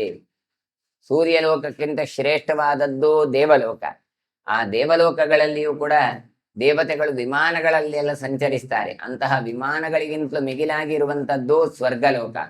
ಹಾಗಾಗಿ ಕೃಷ್ಣ, ನೀನು ನಮ್ಮನ್ನು ಒಂದೇ ಕಡೆ ಸ್ಥಾಪನೆ ಮಾಡು, ನಿಯೋಜನೆ ಮಾಡು ಅಂತ ಪ್ರಾರ್ಥನೆ ಮಾಡ್ತಾ ಇದ್ದಾನೆ. ಸ್ವರ್ಗಾದೂರ್ಧ್ವಂ ಬ್ರಹ್ಮಲೋಕೆ ಸತ್ ಬ್ರಹ್ಮರ್ಷಿ ಗಣಸೇವಿದ ತತ್ರ ಸೋಮಗತಿಶ್ಚೈವ ಜ್ಯೋತಿಷಾಂಚ ಮಹಾತ್ಮನಾಂ. ಇನ್ನು ಭೂಲೋಕ ಅಂತ ಏನುಂಟಲ್ಲ, ಅದರ ಮೇಲ್ಗಡೆ ಇರುವಂತದ್ದು ಸ್ವರ್ಗಲೋಕ. ಈ ಸ್ವರ್ಗಲೋಕದ ಮೇಲುಭಾಗ ಮತ್ತೊಂದಷ್ಟು ಲೋಕಗಳಿದ್ದಾವೆ. ಜನೋಲೋಕ, ತಪೋಲೋಕ, ಮಹರ್ಲೋಕ ಅಂತ ಇಲ್ಲ. ಅಲ್ಲಿ ಯಾರಿದ್ದಾರೆ ಕೇಳಿದ್ರೆ ಅದಕ್ಕೆ ಹೇಳ್ತಾ ಇದ್ದಾರೆ, ಬ್ರಹ್ಮರ್ಷಿಗಳಿಂದ ಸೇವಿಸಲ್ಪಡುವಂತಹ ಬ್ರಹ್ಮಾದಿಗಳಿದ್ದಾರೆ ಅಂತ. ಆದ್ದರಿಂದ ಗುಂಪಿನಲ್ಲಿದ್ದಂತಹ ಬ್ರಹ್ಮದೇವರು ಕಾಣ್ತಾ ಇದ್ದಾರೆ. ಮಹಾತ್ಮರಾದ ವ್ಯಕ್ತಿಗಳು ಸೋಮಪಾನವನ್ನು ಮಾಡಿ ಜ್ಯೋತಿರ್ರೂಪದಿಂದಲೇ ಸಂಚರಿಸ್ತಾ ಇದ್ದಾರೆ, ಬೆಳಕಿನ ರೂಪದಲ್ಲಿ. ತಸ್ಯೋಪರಿ ಗವಾಂ ಲೋಕಃ ಸಾಧ್ಯಾಸ್ತಂ ಪಾಲಯಂತಿ ತ್ವಂ ಹಿ ಸರ್ವಗತಃ ಕೃಷ್ಣಃ ಮಹಾಮೋಹಗತೋ ಭವಾನ್. ಇನ್ನು ಈ ಭೂಲೋಕ ಅಂತ ಏನ್ ಹೇಳಿದೆವು, ಸತ್ಯಲೋಕ ಅಂತೆಲ್ಲ ಏನಿದೆ, ಅದಕ್ಕಿಂತ ಮೇಲೆ ಗೋಲೋಕ ಅಂತ ಇದೆ. ಈ ಗೋಲೋಕದಲ್ಲಿ ಅಂದ್ರೆ ವೈಕುಂಠ ಅಂತ ಅರ್ಥ. ಸಾಧ್ಯ ಪುರುಷರೆಲ್ಲ ಅದರಲ್ಲಿ ನಿನ್ನಿಂದ ರಕ್ಷಿಸಲ್ಪಟ್ಟಿದ್ದಾರೆ. ಅವರು ಹಿಂದೆ ಹೇಳಿದಂತಹ ಸಮಸ್ತ ಲೋಕಗಳ ಸೃಷ್ಟಿ ಹೀಗೆ ಉಂಟು ಅಂತ ಹೇಳಿ ಮಹಾಕಾಶದಲ್ಲಿ ಪರಮ ಉದಾಹರಿ ನೀನು, ಪರಮ ಮಾದರಿ ನೀನು ಅಂತ ಅವನನ್ನು ಸ್ತೋತ್ರ ಮಾಡ್ತಾ ಇದ್ದಾರೆ. ಉಪರಿ ತತ್ರಾಪಿ ಕಥೆಸ್ತವ ತಪೋಮಯೇ ಯಾನ್ನ ಕೃಷ್ಣ ವಯಂ ವಿದ್ಯೋ ಪೃಚ್ಛಂತೋಪಿ ಪಿತಾಮಹಂ. ಈ ಲೋಕದ ಮೇಲ್ಗಡೆ ಇರುವಂತದ್ದು ತಪೋಲೋಕ ಅಂತ ಬೇರೆ. ಅಲ್ಲಿ ನಿನ್ನ ಸಂಚಾರ ಇದೆ ಅಂತ ಕೃಷ್ಣನಿಗೆ ಹೇಳ್ತಾರೆ. ಕೃಷ್ಣ ಅಲ್ಲೆಲ್ಲ ಓಡಾಡ್ತಾ ಇರ್ತಾನಂತೆ. ಚತುರ್ಮುಖನ ಬಳಿಗೆ ಹೋಗಿ ನಾವು ಏನು ತಿಳಿಬೇಕು ಅಂತ ಕೇಳಿದಾಗ ನಿನ್ನ ಮಹಿಮೆಯನ್ನು ತಿಳಿಸಿ ಅಂತ ಹೇಳ್ತಾರೆ. ಆ ಮಹಿಮೆಯನ್ನು ಕೂಡ ಪೂರ್ತಿ ತಿಳಿಲಿಕ್ಕೆ ಸಾಧ್ಯ ಇಲ್ಲ. ಪಿತಾಮಹೋಸಿ ಭಗವಾನ್ ತತ್ಪ್ರಸಾದ ಯದೃಚ್ಛಯ ತಾಂಚೈವ ಗತಿಮಾದಿತ್ಯಂ ಭಯಂತೆ ಬ್ರಹ್ಮವಾದಿನಃ. ಇನ್ನು ನಮಗೆಲ್ಲರಿಗೂ ಕೂಡ ಪಿತಾಮಹನಾದವ ಯಾರು ಹೇಳಿದ್ರೆ ಚತುರ್ಮುಖ ಬ್ರಹ್ಮ. ಆತ ಏನ್ ಮಾಡ್ತಾನೆ, ನಿನ್ನ ಅನುಗ್ರಹದಿಂದ ಈ 14 ಲೋಕಕ್ಕೂ ತಾನು ಓಡಾಡಿ ಬರ್ತಾ ಇದ್ದಾನೆ. ಆದ್ದರಿಂದ ಬ್ರಹ್ಮವಾದಿಗಳನ್ನ ನಾವು ಬ್ರಹ್ಮನನ್ನೇ ಭಜಿಸ್ತಾ ಇದ್ದೇವೆ ಅಂತ ಹೇಳ್ತಾ ಇದ್ದಾರೆ. ಲೋಕಸ್ತದೋ ದುಷ್ಕೃತಿನಾಂ ನಾಗಲೋಕಸ್ತು ದಾರುಣಃ ಪೃಥಿವೀ ಕರ್ಮಶೀಲಾನಾಂ ಕ್ಷೇತ್ರಂ ಸರ್ವಸ್ಯ ಕರ್ಮಣಃ. ಇನ್ನು ದುಷ್ಕರ್ಮ ಮಾಡುವವರಿದ್ದಾರೆಲ್ಲ ಕೇಳಿದ್ರೆ ಅವರು ಇದ್ದಾರೆ. ನಮ್ಮ ಹಾಗೆ ಅಪರಾಧ ಎಸಗಿದವರೆಲ್ಲ ಇದ್ದಾರೆ. ಅವರು ಎಲ್ಲಿ ಉಳಿತಾರೆ ಕೇಳಿದ್ರೆ ಧರೆಯ ಭೂಮಿಯ ಕೆಳಭಾಗದಲ್ಲಿ ಉಳಿದು ಬಿಡ್ತಾರೆ. ಅಲ್ಲಿ ಅವರಿಗೆ ನಾಗಲೋಕ ಎಲ್ಲ ಉಂಟು. ಹಾಗಾಗಿ ಅಲ್ಲಿ ಮತ್ತೆ ಸಮಸ್ತ ಕರ್ಮ ಅಂದ್ರೆ ಶಿಲ್ಪ ಕಿಲೆಗಳನ್ನು ಮಾಡಿದಂತಹ ಎಲ್ಲ ಈ ವಿಶ್ವಕರ್ಮಾದಿಗಳೆಲ್ಲ ಇದ್ದಾರೆ. ಹಾಗಾಗಿ ಅವರೆಲ್ಲರೂ ಕೂಡ ಎಲ್ಲ ಸತ್ಕರ್ಮಗಳಿಗೆ ಆಧಾರವಾಗಿರಿದೆ. ಆದ್ದರಿಂದ ಕ್ಷೇತ್ರವೆನಿಸಿದವ, ಕ್ಷೇತ್ರಂ ಸರ್ವಸ್ಯ ಕರ್ಮಣ, ಎಲ್ಲಾ ಕೆಲಸಗಳಿಗೂ ಕೂಡ ಕ್ಷೇತ್ರನಾಗಿ ನಿಂತವ ನೀನು. ಸಮಸ್ಥಿರಾಣಾಂ ವಿಷಯೋ ವಾಯುನಾ ತುಲ್ಯಮತ್ ಮೃತ್ಯುಮಾನ್ ಗತಿ ಶಮದಮಾಢ್ಯಾನಾಂ ಸ್ವರ್ಗ ಸುಕೃತ ಕರ್ಮಣ. ಇನ್ನು ಗಾಳಿಯ ಜೊತೆಗೆ ಬರುವಂತಹ ಮೋಡಗಳಿಂದಾಗಿ ನಕ್ಷತ್ರ ಮೊದಲಾದ ಆಕಾಶ ಅದು ಮರೆಯಾಗಿ ಹೋಗಿದೆ. ಆದ್ದರಿಂದ ಶಮದಮನಿಷ್ಠನಾದಂತಹ ಬ್ರಾಹ್ಮಣರನ್ನು ಸತ್ಕರ್ಮಶೀಲರಿಗೆ ಸ್ವರ್ಗ ಎನ್ನುವಂಥದ್ದೇ ನೆಲೆಯಾದದ್ದರಿಂದ ಅವರತ್ರ ತಾನು ಕ್ಷಮೆಯನ್ನು ಯಾಚಿಸ್ತಾ ಇದ್ದಾನೆ. ಬ್ರಾಹ್ಮೇ ತಪಸಿ ಯುಕ್ತಾನಾಂ ಬ್ರಹ್ಮಲೋಕಃ ಪರಾಗತಿ ಗವಾಮೇವ ತು ಗೋಲೋಕೋ ದುರಾರೋಹತಾ ತುಗತಿ. ಭಗವಂತನ ಗುಣಚಿಂತನೆಯಲ್ಲೇ ತೊಡಗುವಂತಹ ಸಜ್ಜನರಿಗೆ ಅವರಿಗೆ ಬ್ರಹ್ಮಲೋಕವೇ ಶ್ರೇಷ್ಠ ಅಂತ ಗತಿ ಅಂತ ಗೊತ್ತು. ಆದರೆ ಗೋಲೋಕದಲ್ಲಿರುವ ಗೋಪಾಲಕರಿಗೆ ಅವರಿಗೆ ಇರುವಂತಹ ಯಾವ ಸಂಬಂಧ ಉಂಟು ಅದಕ್ಕೆ ಬೇರೆಯವರಿಂದ ಅದನ್ನು ಬೇರ್ಪಡಿಸಲಿಕ್ಕೆ ಸಾಧ್ಯ ಇಲ್ಲ. ಆದ್ದರಿಂದ ಹೇಳ್ತಾರೆ, ಗವಾಮೇವತು ಗೋಲೋಕೋ ದುರಾರೋಹ ಸಾ ಗತಿ. ಅವರನ್ನು ಸ್ವರ್ಗಕ್ಕೆ ಹೋಗ್ತಾನೆ ಹೇಳಿದ್ರು ಸಾಧ್ಯ ಇಲ್ಲ. ಹಾಗಾಗಿ ಗೋಪಾಲಕರವರು ಗೋವುಗಳನ್ನೆಲ್ಲ ಜೊತೆಗೆ ಪ್ರೀತಿ ಮಾಡುವವರು. ವೇದ ಮಂತ್ರ ಕೂಡ ತಾವ ಅಂಬಾಸ್ತು ನಿಮಸ್ಮೈಗ ಮಧ್ಯೆ ಎನ್ನುವಂತ ಮಂತ್ರದಲ್ಲಿ ಇದನ್ನೆಲ್ಲ ಹೇಳ್ತಾರೆ ಅಂತ ತೋರಿಸ್ತಾರೆ. ಸತುಲೋಕಸ್ತ್ವಯಾ ಕೃಷ್ಣ ಸೀದಮಾನ ಕೃತಾತ್ಮನ ಧೃತೋ ಧೃತಿಮತಾ ವೀರ ನಿರ್ಘನತ್ವೋಪದ್ರವಂ ಗವಾಂ. ಅಂತಹ ಗೋಲೋಕ ಎನ್ನುವಂಥದ್ದು ಈ ಲೋಕಕ್ಕಿಂತ ಮಿಗಿಲಾದದ್ದು, ದೋಷ ದೂರವಾದಂತಹ ಲೋಕ. ಅಲ್ಲಿ ತಾನು ದಾನವೇಂದ್ರನಾದ ಹಿರಣ್ಯಾಕ್ಷ, ಅಂತಹ ಹಿರಣ್ಯಾಕ್ಷಾದಿಗಳನ್ನೆಲ್ಲ ನಾಶ ಮಾಡಿದವ ನೀನು. ಅಂತಹ ಉಪದ್ರವವನ್ನು ನೀನು ಪರಿಹರಿಸಿ ವಿಘ್ನತೋ ಉಪದ್ರವಂ ಗವಾಂ, ಗೋವುಗಳನ್ನೆಲ್ಲ ರಕ್ಷಣೆ ಮಾಡಿದವ ನೀನು.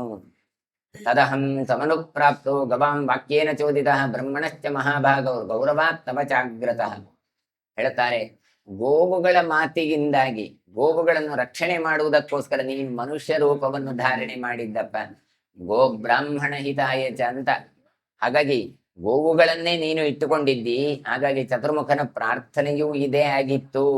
ಭೂದೇವಿಯನ್ನು ಕರ್ಕೊಂಡು ನಮ್ಮನ್ನೆಲ್ಲ ಕರ್ಕೊಂಡು ಕ್ಷೀರಸಾಗರಕ್ಕೆ ಬಂದು ನಾವೆಲ್ಲ ಪ್ರಾರ್ಥನೆ ಮಾಡಿದ್ವಿ. ಈಗೆಲ್ಲ ನೆನಪಾಗುತ್ತಾ ಉಂಟು. ಯಾಕೆ ಅವ ಹೇಳ್ತಾನೆ, ಬ್ರಹ್ಮಣಶ್ಚ ಮಹಾಭಾಗ ಗೌರವಾತ್ ತವಚಾಗತಃ. ಹಾಗಾಗಿ ಎಲ್ರಿಗೂ ಕೂಡ ಎಲ್ಲಾ ದೇವತೆಗಳ ಮೇಲಿನ ಪ್ರೀತಿ ಗೌರವಗಳಿಂದ ನಾವಿಲ್ಲಿ ಆಗಮಿಸಿದ್ದೇವೆ ಅಂತ ಹೇಳ್ತಾ ಇದ್ದಾರೆ. ಅಹಂ ಭೂತಪತಿ ಕೃಷ್ಣ ದೇವರಾಜ ಪುರಂದರ ಅದಿತೇರ್ ಗರ್ಭಪರ್ಯಾಪ್ತೆ ಪೂರ್ವಜಸ್ತೆ ಪುರಾಕೃತಃ. ಇನ್ನು ಭೂತಪತಿಯಾದವ ಯಾರು ಕೇಳಿದ್ರೆ ನಾನು. ದೇವಾದಿ ದೇವನಾಗಿ ನಿಂತವ, ಪುರಂದರನಾಗಿ ನಿಂತವ. ನಾನು ಎಂತವ ಅಂತ ಕೇಳಿದ್ರೆ ಅದಿತೇರ್ ಗರ್ಭಪರ್ಯಾಯೇ, ಅದಿತಿಯ ಗರ್ಭದಲ್ಲಿ ಹಿರಿಯಣ್ಣನಾಗಿ ನಾನು ಬಂದವ ಅಂತ ಹೇಳ್ತಾನೆ. ಆದಿತ್ಯನಾಗಿ ಬಂದವ. ದ್ವಿತೀಯ ಗರ್ಭದಲ್ಲಿ ಮರುದೇವತೆಗಳೆಲ್ಲ ಬಂದ್ರು, ಅವರಿಗೆಲ್ಲ ಅಣ್ಣನಾಗಿ ನಿಂತೆ. ಅದು ಮಾತ್ರ ಅಲ್ಲ, ಬೇರೆದವರಿಗೂ ಕೂಡ ನಾನು ಅಣ್ಣನ ಸ್ಥಾನದಲ್ಲಿ ನಿಂತವ. ಸ್ವತೇಜಸ್ ತೇಜಸಾ ಚೈವ ಯತ್ತೇ ದರ್ಶಿತವಾನಹಂ ಮೇಘರೂಪೇಣ ತತ್ಸರ್ವಂ ಚಂದುಮರಹಸಿ ಮೇ ಪ್ರಭೋ. ಈಗ ಇವ ಹೇಳ್ತಾ ಇದ್ದಾನೆ, ನನ್ನಲ್ಲಿ ನೀವು ಕ್ಷಪೆ ಕೊಡ್ಬೇಕು. ಆತ ಏನ್ ಹೇಳ್ತಾನೆ ಕೇಳಿದ್ರೆ, ಕೆಟ್ಟತನವನ್ನು ಪ್ರದರ್ಶನೆ ಮಾಡಿದ್ರೆ ನೀನು ಏನು ಮಾಡ್ತೀಯ, ಅವುಗಳನ್ನು ಖಂಡಿತ ನೀನು ವಿರೋಧಿಸ್ತಾ ಇರ್ತೀಯಪ್ಪ. ಆದ್ದರಿಂದ ನಾನೇನೋ ಕೊಬ್ಬಿ ನಾನು ಇಂತಹ ಮಾತುಗಳನ್ನು ಆಡಿದೆ, ಆದರೆ ಮೇಘರೂಪದಿಂದ ನಾನು ಮಾಡಿದ ಅಪರಾಧಗಳನ್ನು ಸರ್ವಸಮರ್ಥನಾದ ಪ್ರಭು ನೀನು ಕ್ಷಮಿಸಬೇಕು ಅಂತ ಪ್ರಾರ್ಥಿಸ್ತಾನೆ. ಏವಂ ಶಾಂತಮನಃ ಕೃಷ್ಣ ಸ್ವೇನ ಸೌಮ್ಯೇನ ತೇಜಸ ಬ್ರಹ್ಮಣ ಶೃಣುಮೇ ವಾಕ್ಯಂ ಗವಾಂಚ ಗಜವಿಕ್ರಮ. ಕ್ಷಮಿಸುವ ಸ್ವಭಾವನುಳ್ಳವನು ಕೃಷ್ಣ ಅಂತ ಕರೀತಾನೆ ನೋಡಿ, ಶಾಂತಮನಃ. ಹಾಗಾದ್ರೆ ಕ್ಷಮ ಯಾವಾಗಿರ್ತದೆ? ಶಿಕ್ಷೆ ಕೊಡುವ ಸಾಮರ್ಥ್ಯ ಇದ್ರೂ ಕೂಡ ಶಿಕ್ಷೆಯನ್ನು ಕೊಡದೆ ಅವನಿಗೆ ರಕ್ಷಣೆ ಕೊಟ್ಟ ಅಂತಾದ್ರೆ ಆಗ ಅವನನ್ನು ಕ್ಷಮೆ ಅಂತ ಕರೀತಾರೆ.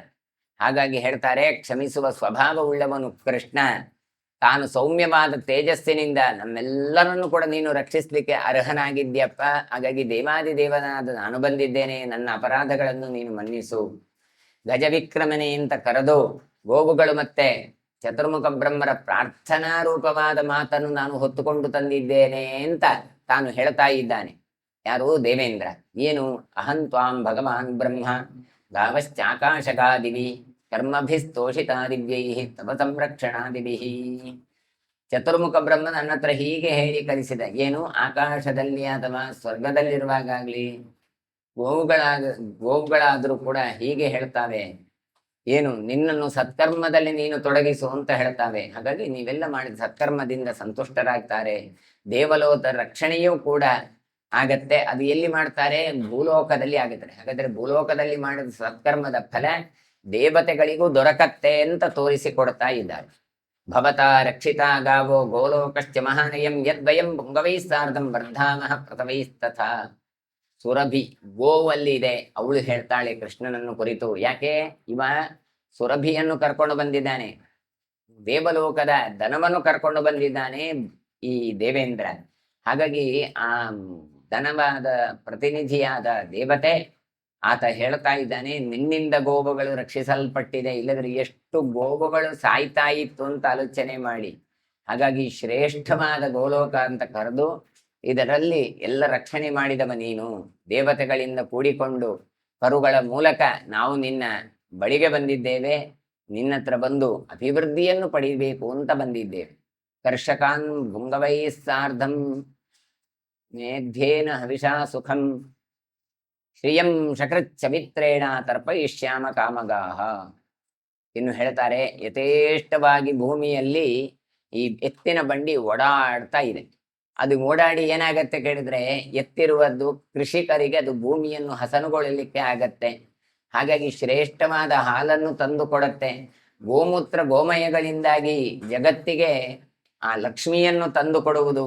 ಅದನ್ನೇ ಹೇಳ್ತಾ ಇದ್ದಾರೆ, ತದಸ್ಮಾಕಂ ಗುರುಸ್ತ್ವಂ ಹಿ ಪ್ರಾಣದಶ್ಚ ಮಹಾಬಲಃ ಅದ್ಯ ಪ್ರವೃತ್ತಿನೋ ರಾಜ ತ್ವಮಿಂದ್ರೋ ವೈ ಭವ ಪ್ರಭೋ. ಅಷ್ಟೆಲ್ಲ ಉಪಕಾರ ಮಾಡುವ ನಮಿಗೂ ಕೂಡ ಒಡೆಯನಾದವ ಯಾರು ಕೇಳಿದ್ರೆ ಕೃಷ್ಣ ನೀನು. ಆದ್ದರಿಂದ ತದಸ್ಮಾಕಂ ಗುರವಃ ಗುರುಹು.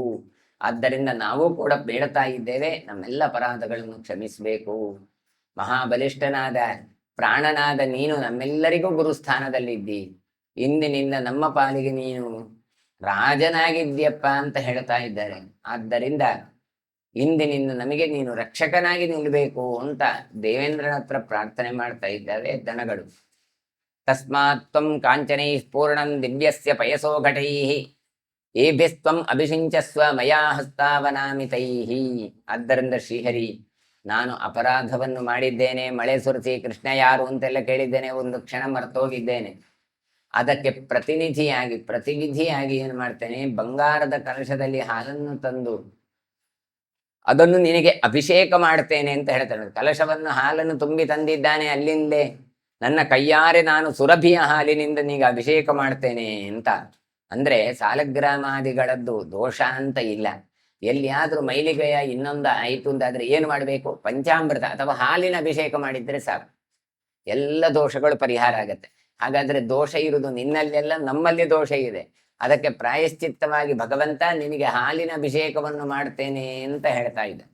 ಅಹಂಕಿಲೇಂದ್ರೋ ದೇವಾನಾಂ ತ್ವಂಗವಾಂ ಇಂದ್ರಧಾಂ ಗತಃ ಗೋವಿಂದ ಇತಿ ಲೋಕಾಸ್ತ್ವಂ ಸ್ವಾಂ ಸ್ತೋಷ್ಯಂತಿ ಭುವಿ ಶಾಶ್ವತಂ.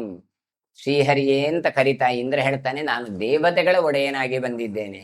ಆದ್ದರಿಂದ ನೀನು ಗೋವುಗಳಿಗೆ ಇಂದ್ರ, ನಾನು ದೇವತೆಗಳಿಗೆ ಇಂದ್ರನಾಗಿದ್ದೇನೆ. ಆದ್ದರಿಂದ ನೀನು ಗೋವಿಂದ, ನಾನೂ ಗೋವಿಂದ. ಶಾಶ್ವತವಾಗಿ ಎಲ್ಲರೂ ಕೂಡ ನಿನ್ನನ್ನು ಗೋವಿಂದ ಗೋವಿಂದ ಅಂತ ಕರೆದು ಸಂತೋಷ ಪಡಿಸ್ಲಿ. ಅಹಂಗಿಲೇಂದ್ರೋ ದೇವಾನಾಂ ತ್ವಂಗವಾಂ ಇಂದ್ರತಾಂಗತಃ ಗೋವಿಂದ ಇತಿ ಲೋಕಾಸ್ತ್ವಂ. ಆದ್ದರಿಂದ ಇನ್ನು ಮುಂದೆ ನಿನಗೆ ಗೋವಿಂದ ಗೋವಿಂದ ಅಂತ ಸ್ತೋಷ್ಯಂತಿ ಭುವಿ ಶಾಶ್ವತಂ. ಶಾಶ್ವತವಾಗಿ ಕೃಷ್ಣನನ್ನು ಇನ್ನು ಮುಂದೆ ಗೋವರ್ಧನ ಬೆಟ್ಟವನ್ನು ಎತ್ತಿ ಆ ದನದಿಂದ ಅಭಿಷೇಕವನ್ನೆಲ್ಲ ಮಾಡಿದ್ದರಿಂದ ನಾಮಕರಣವನ್ನು ಪುನರ್ನಾಮಕರಣ ಯಾರು ದೇವೇಂದ್ರ ಮಾಡ್ತಾ ಇದ್ದಾನೆ, ಇವನಿಗೆ ಗೋವಿಂದ ಗೋವಿಂದ ಅಂತ ಹೇಳ್ತಾ ಇದ್ದಾರೆ. ಹಾಗಾಗಿ ಕೃಷ್ಣ ತಾನು ಪರಂಧಾಮವಾಗಬೇಕಾದ್ರೂ ಅಚ್ಯುತಾಯ ನಮಃ, ಅನಂತಾಯ ನಮಃ, ಗೋವಿಂದಾಯ ನಮಃ ಅಂತ ಆ ಮಂತ್ರವನ್ನು ನಾವು ಹೇಳ್ತೇವೆ. ಹಾಗಾಗಿ ಆ ಮಂತ್ರವನ್ನು ಹೇಳಿದವನೇ ದೇವೇಂದ್ರ. ಮಮೋಪರಿ ಯಥೇಂದ್ರ ಸ್ವಂ ಸ್ಥಾಪಿತೋ ಗೋಭಿರೀಶ್ವರ ಉಪೇಂದ್ರ ಇತಿ ಕೃಷ್ಣ ತ್ವಾಂ ಗಾಸ್ಯಂತಿ ದಿವಿ ದೇವತಾ. ವೇದಗಳು ಎಲ್ಲರೂ ಕೂಡ ಮತ್ತೆ ನಾನು ಅಂದ್ರೆ ಇಂದ್ರ ಹೇಳ್ತಾ ಇದ್ದಾನೆ, ನಾವೆಲ್ಲ ನಿರ್ಣಯ ಮಾಡಿ ಹೇಳ್ತಾ ಇದ್ದೇವೆ, ಈ ದೇವತೆಗಳಿಗೆ ನೀನು ಇಂದ್ರ. ಇಷ್ಟು ಹೇಳಿ ಆತ ಹೇಳಿದ ಉಪೇಂದ್ರ ಇತಿ ಕೃಷ್ಣ ತ್ವಾಂ ಗಾಸ್ಯಂತಿ ದಿವಿ ದೇವತಾ. ಉಪೇಂದ್ರ ಅಂತ ಹೇಳಿ ನನ್ನನ್ನು ಕರೀತಾರೆ ಅಂತ ಹೇಳ್ತಾ ಇದ್ದೆ. ಯಾಕೆ? ಇಂದ್ರನ ತಮ್ಮನಾಗಿ ಬಂದವ ಭಗವಂತ. ಹಾಗಾಗಿ ಇವ ಹೇಳ್ತಾ ಇದ್ದಾನೆ, ನಿನ್ನನ್ನು ಉಪೇಂದ್ರ ಅಂತ ಕರೀಲಿ. ಯಾಕೆ? ಮೊದಲು ಬಂದವನು ಯಾರು ಕೇಳಿದ್ರೆ ಇಂದ್ರ, ಆಮೇಲೆ ವಾಮನನಾಗಿ ಬಂದವ ಕೃಷ್ಣ. ಹಾಗಾಗಿ ಇಂದ್ರನ ತಮ್ಮನಾಗಿ ಬಂದದ್ರಿಂದ ನಿನ್ನನ್ನು ಉಪೇಂದ್ರ ಅಂತ ಕರೀಲಿ ಅಂತ ತಾನು ಪ್ರಾರ್ಥನೆ. ಉಪೇಂದ್ರ ಇತಿ ಕೃಷ್ಣತ್ವಂ ಗಾಸ್ಯಂತಿ ದಿವಿ ದೇವತಾ. ದೇವತೆಗಳ ನಿನ್ನನ್ನೆಲ್ಲ ಉಪೇಂದ್ರ ಅಂತ ಕರೀತಾರೆ, ಗೋಪಾಲಕರೆಲ್ಲ ನಿನ್ನನ್ನು ಗೋವಿಂದ ಅಂತ ಕರೀತಾರೆ. ಏ ಚೈಮೇ ವಾರ್ಷಿಕ ಮಾಸಃ ಚತುರೋ ವಿಹಿತಾ ಮಮ ಏಷಮರ್ಧಂ ಪ್ರಯಚ್ಚಾಮಿ ಶರತ್ಕಾಲಂತ ಪಶ್ಚಿಮಂ. ಮಳೆಗಾಲದ 4 ತಿಂಗಳು ನನ್ನ ಈ ಚೇಷ್ಟೆಗಳಿಗೆ ಸಂಬಂಧಪಟ್ಟ, ಅಂದ್ರೆ ಮಳೆ ಬರೆಸುವಂಥದ್ದು, ಮೋಡ ಬರುವುದು, ಗುಡುಗು ಬರುವಂಥದ್ದು ಇದೆ. ಎಲ್ಲ ಶರತ್ಕಾಲ ಬಂದಿದೆ, ಮಳೆ ಬಿಡುವ ಟೈಮ್ ಇದು. ಅಲ್ಲಿ ಘೋರವಾದ ಮಳೆಯನ್ನೆಲ್ಲ ನಾನು ಸುರಿಸಿದ್ದೇನೆ. ಆದ್ದರಿಂದ ಇನ್ನು ಮುಂದೆ ಹಾಗಲ್ಲ, 2 ತಿಂಗಳು ಮಳೆಗಾಲ ಮುಗಿದು 2 ತಿಂಗಳು ಶರತ್ಕಾಲ ಅಂತ ಪ್ರಸಿದ್ಧ ಆಗಲಿ. ಅದ್ಯ ಪ್ರಭೃತಿ ಮಾಸೌ ದ್ವೌ ಜ್ಞಾಸ್ಯಂತಿ ಮಮ ಮಾನವಾಃ ವರ್ಷಾರ್ಧೇ ಚ ಧ್ವಜೋ ಮಚ್ಯಂ ತತಃ ಪೂಜಾಮವಾಪ್ಸ್ಯತಿ. ಮಮಾಂಬು ಪ್ರಭವಂ ದರ್ಪಂ ತದಾ ತ್ರಕ್ಷಂತಿ ಬರ್ಹಿಣಃ. ಇಂದಿನಿಂದ 2 ತಿಂಗಳ ಕಾಲ ಇನ್ನೂ ಕೂಡ ಇದೆ. ಹಾಗಾಗಿ ನನ್ನ ಆರಾಧನೆಗಾಗಿ ಮನುಷ್ಯರು ಅವರೆಲ್ಲರೂ ಕೂಡ ಇಂತಹ ಮಳೆಗಾಲದಲ್ಲಿ 2 ತಿಂಗಳಲ್ಲಿ ನನ್ನ ಪೂಜೆಯನ್ನು ಪಡೆಯುವಾಗಲಿ. ಚಾತುರ್ಮಾಸ್ಯ ವ್ರತ ಇದು. ಹಾಗಾಗಿ ಚಳಿ ಗಾಳಿಯಲ್ಲಿ ನನ್ನ ಮಳೆಯಿಂದ ಉಂಟಾದ ವರದಿಂದಲೂ ಕೂಡ ನರ್ತನ ಮಾಡುವುದನ್ನು ನವಿಲುಗಳು ಬಿಟ್ಟಿದೆ ಅಂತ ಹೇಳ್ತಾ ಇದ್ದಾರೆ. ಹಾಗಾಗಿ ಇವರು ಹೇಳ್ತಾರೆ, ಮಮಾಂಬ ಪ್ರಭವಂ ದರ್ಪಂ ತದಾತ್ಯಕ್ಷಂತಿ ಬರ್ಹಿಣಃ. ಅಂದ್ರೆ ಮಳೆಗಾಲ ಹೋಗಿದೆ, ಮಳೆಗಾಲ ಬರ್ತದೆ ಅಂತ ಆಗುವಾಗ ಗುಡು ಸಿಡಿಲು ಇರ್ತದೆ, ನವಿಲುಗಳು ಬಂದು ಕುಣಿತಾವೆ. ಈಗ ಮಳೆ ಬಿಡ್ಲಿಕ್ಕೆ ಆರಂಭ ಆಗಿದೆ, ಶರತ್ಕಾಲ. ಹಾಗಾಗಿ ಅವರು ನವಿಲುಗಳು ಕೂಡ ನರ್ತನ ಮಾಡುವುದನ್ನು ಬಿಟ್ಟಿದ್ದಾವೆ. ಅಲ್ಪ ವಾಚೋಗತಮದ ಯೇ ಚಾನ್ಯೇ ಮೇಘನಾದಿನಃ ಮಾತಿನ ಸರ್ವೇ ಗಮಿಷ್ಯಂತಿ ಮಮ ಕಾಲ ವಿಚಾರಿಣಃ. ಇನ್ನು ಮೇಘದ ಹಿನ್ನೆಲೆಯಿಂದ ಮೋಡ ಬಂತು ಅಂತ ಹೇಳಿ ಎಲ್ಲ ಪಕ್ಷಿಗಳು ನವಿಲುಗಳು ಎಲ್ಲ ಸಂತೋಷವನ್ನು ಪಡ್ತಾವೆ. ಪಕ್ಷಿಗಳೆಲ್ಲ ಈಗ ಚಳಿಗಾಲ ಬಂತ ಇಲ್ವಾ ಅಂತ ಸಂತೋಷವನ್ನು ಬಿಟ್ಟಿದ್ದಾವೆ. ಮತ್ತೆ ಮದದಿಂದ ಕೇಕೆ ಹಾಕಿ ನರ್ತನ ಮಾಡುವಂತ ಕೋಗಿಲೆಗಳು ನವಿಲುಗಳು ಎಲ್ಲ ಈಗ ಸುಮ್ಮನೆ ಇದ್ದಾವೆ. ಕಾಲದ ಜ್ಞಾನವುಳ್ಳ ಪಕ್ಷಿಗಳು ಶಾಂತವಾಗಿ ವ್ಯವಹರಿಸ್ತದೆ ಅಂತ ಕೊಡ್ತಾ ಇದ್ದಾರೆ. ತ್ರಿಶಂಕ್ವಗಸ್ತ್ವಚರಿತಂ ಆಶಾಂಚ ವಿಚರಿಷ್ಯತಿ ಸಹಸ್ರ ರಶ್ಮಿರಾದಿತ್ಯ ಸ್ಥಾಪಯನ್ ಶ್ವೇತ ತೇಜಸ. ಅಡ್ಡಾಡ್ತಾನಂತೆ, ಆಚೆ ಈಚೆ ಹೋಗ್ತಾ ಇದ್ದಾನೆ ಅಂತ ಹೇಳ್ತಾ ಇದ್ದಾರೆ. ತತಃ ಶರದಿಯುಕ್ತಾಯಾಂ ಮೌನಕಾಮೇಶು ಬರ್ಹಿಷು ಯಾಚಮಾನೆ ಖಗೇ ತೋಯಂ ವಿಷ್ಣುತೇಷು ಪ್ಲುತೇಷು ಚ. ಇನ್ನು ಶರತ್ಕಾಲ ಬಂದಿದೆ, ಈಗ ನವಿಲುಗಳು ಕೂಡ ಮೌನ ವಹಿಸಿದ್ದಾವೆ. ಇಷ್ಟರವರೆಗೆ ಅವುಗಳದ ಆಟ ಟೋಪ ಇತ್ತು. ಈಗ ಮಳೆ ಗಿಳೆ ಇಲ್ಲ, ಎಲ್ಲ ನಿಂತು ಹೋಗಿದೆ. ಹಾಗಾಗಿ ಅವುಗಳು ಕೂಡ ಮೌನ ವಹಿಸಿದೆ. ನೀರನ್ನು ಬಯಸಿದಂತಹ ಕೆಲವು ಪಕ್ಷಿಗಳು ಮಾತ್ರ ವೇಗವಾಗಿ ಆಚೆ ಈಚೆ ಹಾರಾಡ್ತಾ ಉಂಟು ಅಂತ ಹೇಳ್ತಾರೆ. ಯಾಚಮಾನೆ ಖಗೇ ತೋಯಂ ಪೀತ್ವಾ ತೇಷು ಪ್ಲುತೇಷು ಚ ಅಂತ ಪಕ್ಷಿಗಳು ಹಾರ್ತಾ ಇದ್ದಾವೆ, ನೀರನ್ನು ಕುಡಿತಾ ಉಂಟು. ಈ ರೀತಿಯಾದ ವಾತಾವರಣ ಅಂದ್ರೆ ನಿನ್ನ ಕರ್ತವ್ಯಗಳೆಲ್ಲ ಮುಗಿದ ಹಾಗೆ ಅಂತ ಕೃಷ್ಣನಿಗೆ ನೆನಪಿಸ್ತಾ ಇದ್ದ. ನವಿಲು ಚಕೋರ ಮೊದಲಾದ ಪಕ್ಷಿಗಳು ನೀರಿಗೋಸ್ಕರ ಹಾತೊರಿತಾ ಇರ್ತಾವೆ.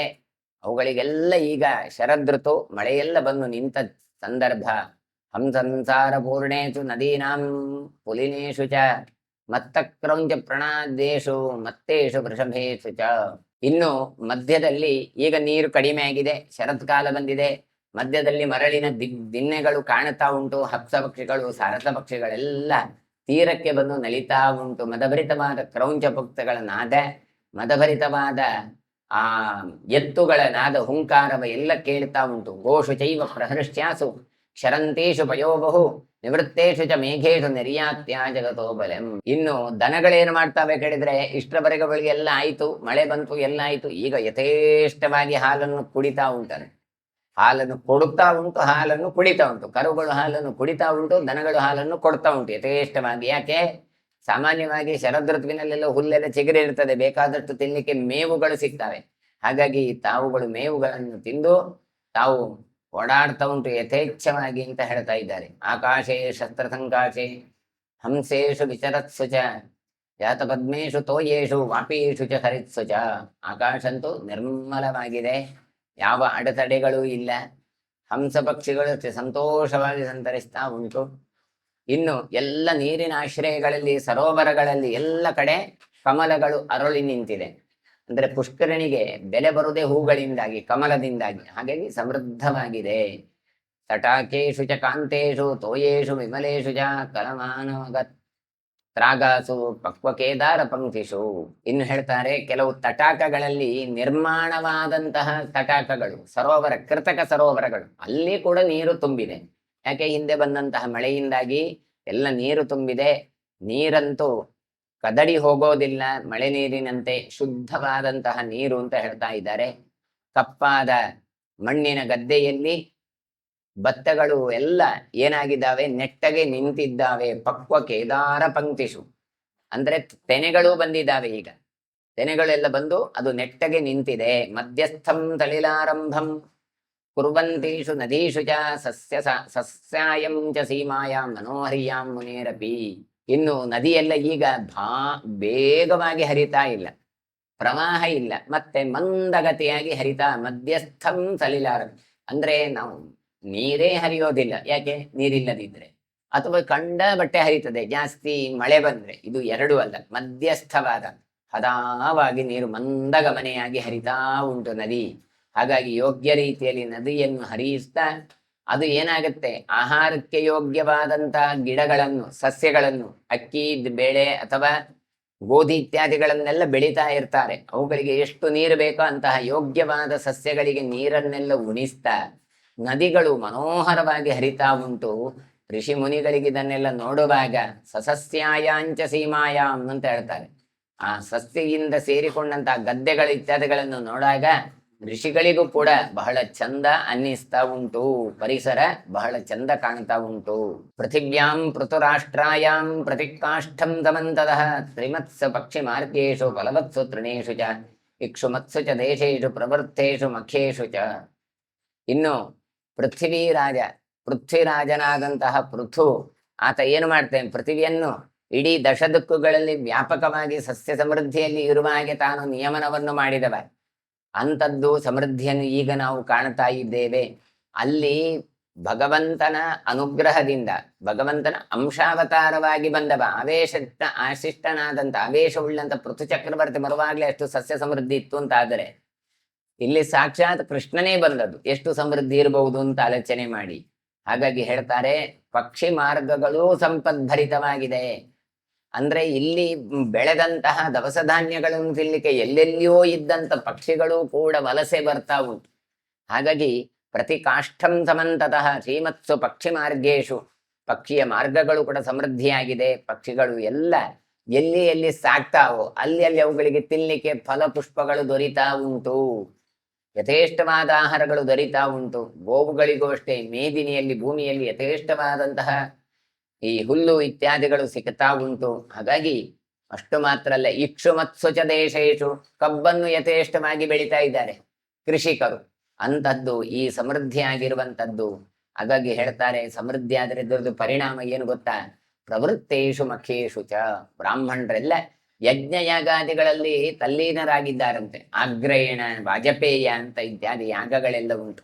ಹಾಗಾಗಿ ಯಾಗಗಳು ಯಾವಾಗ ಪೂರ್ತಿ ಮಾಡ್ತಾರೆ ಅಥವಾ ಹೆಚ್ಚು ತೊಡಗುತ್ತಾರೆ ಕೇಳಿದ್ರೆ ಸಮೃದ್ಧಿ ಬೇಕು, ಸಂಪತ್ತು ಉಂಟಾಗಿದ್ರೆ ಅದು ಶಾಂತಿ ಇದು ಶಾಂತಿ ಅಂತ. ಇಲ್ಲದಿದ್ರೆ ಯಾವ ಶಾಂತಿಯೂ ಇಲ್ಲ, ಯಾವ ಹೋಮವೂ ಇಲ್ಲ.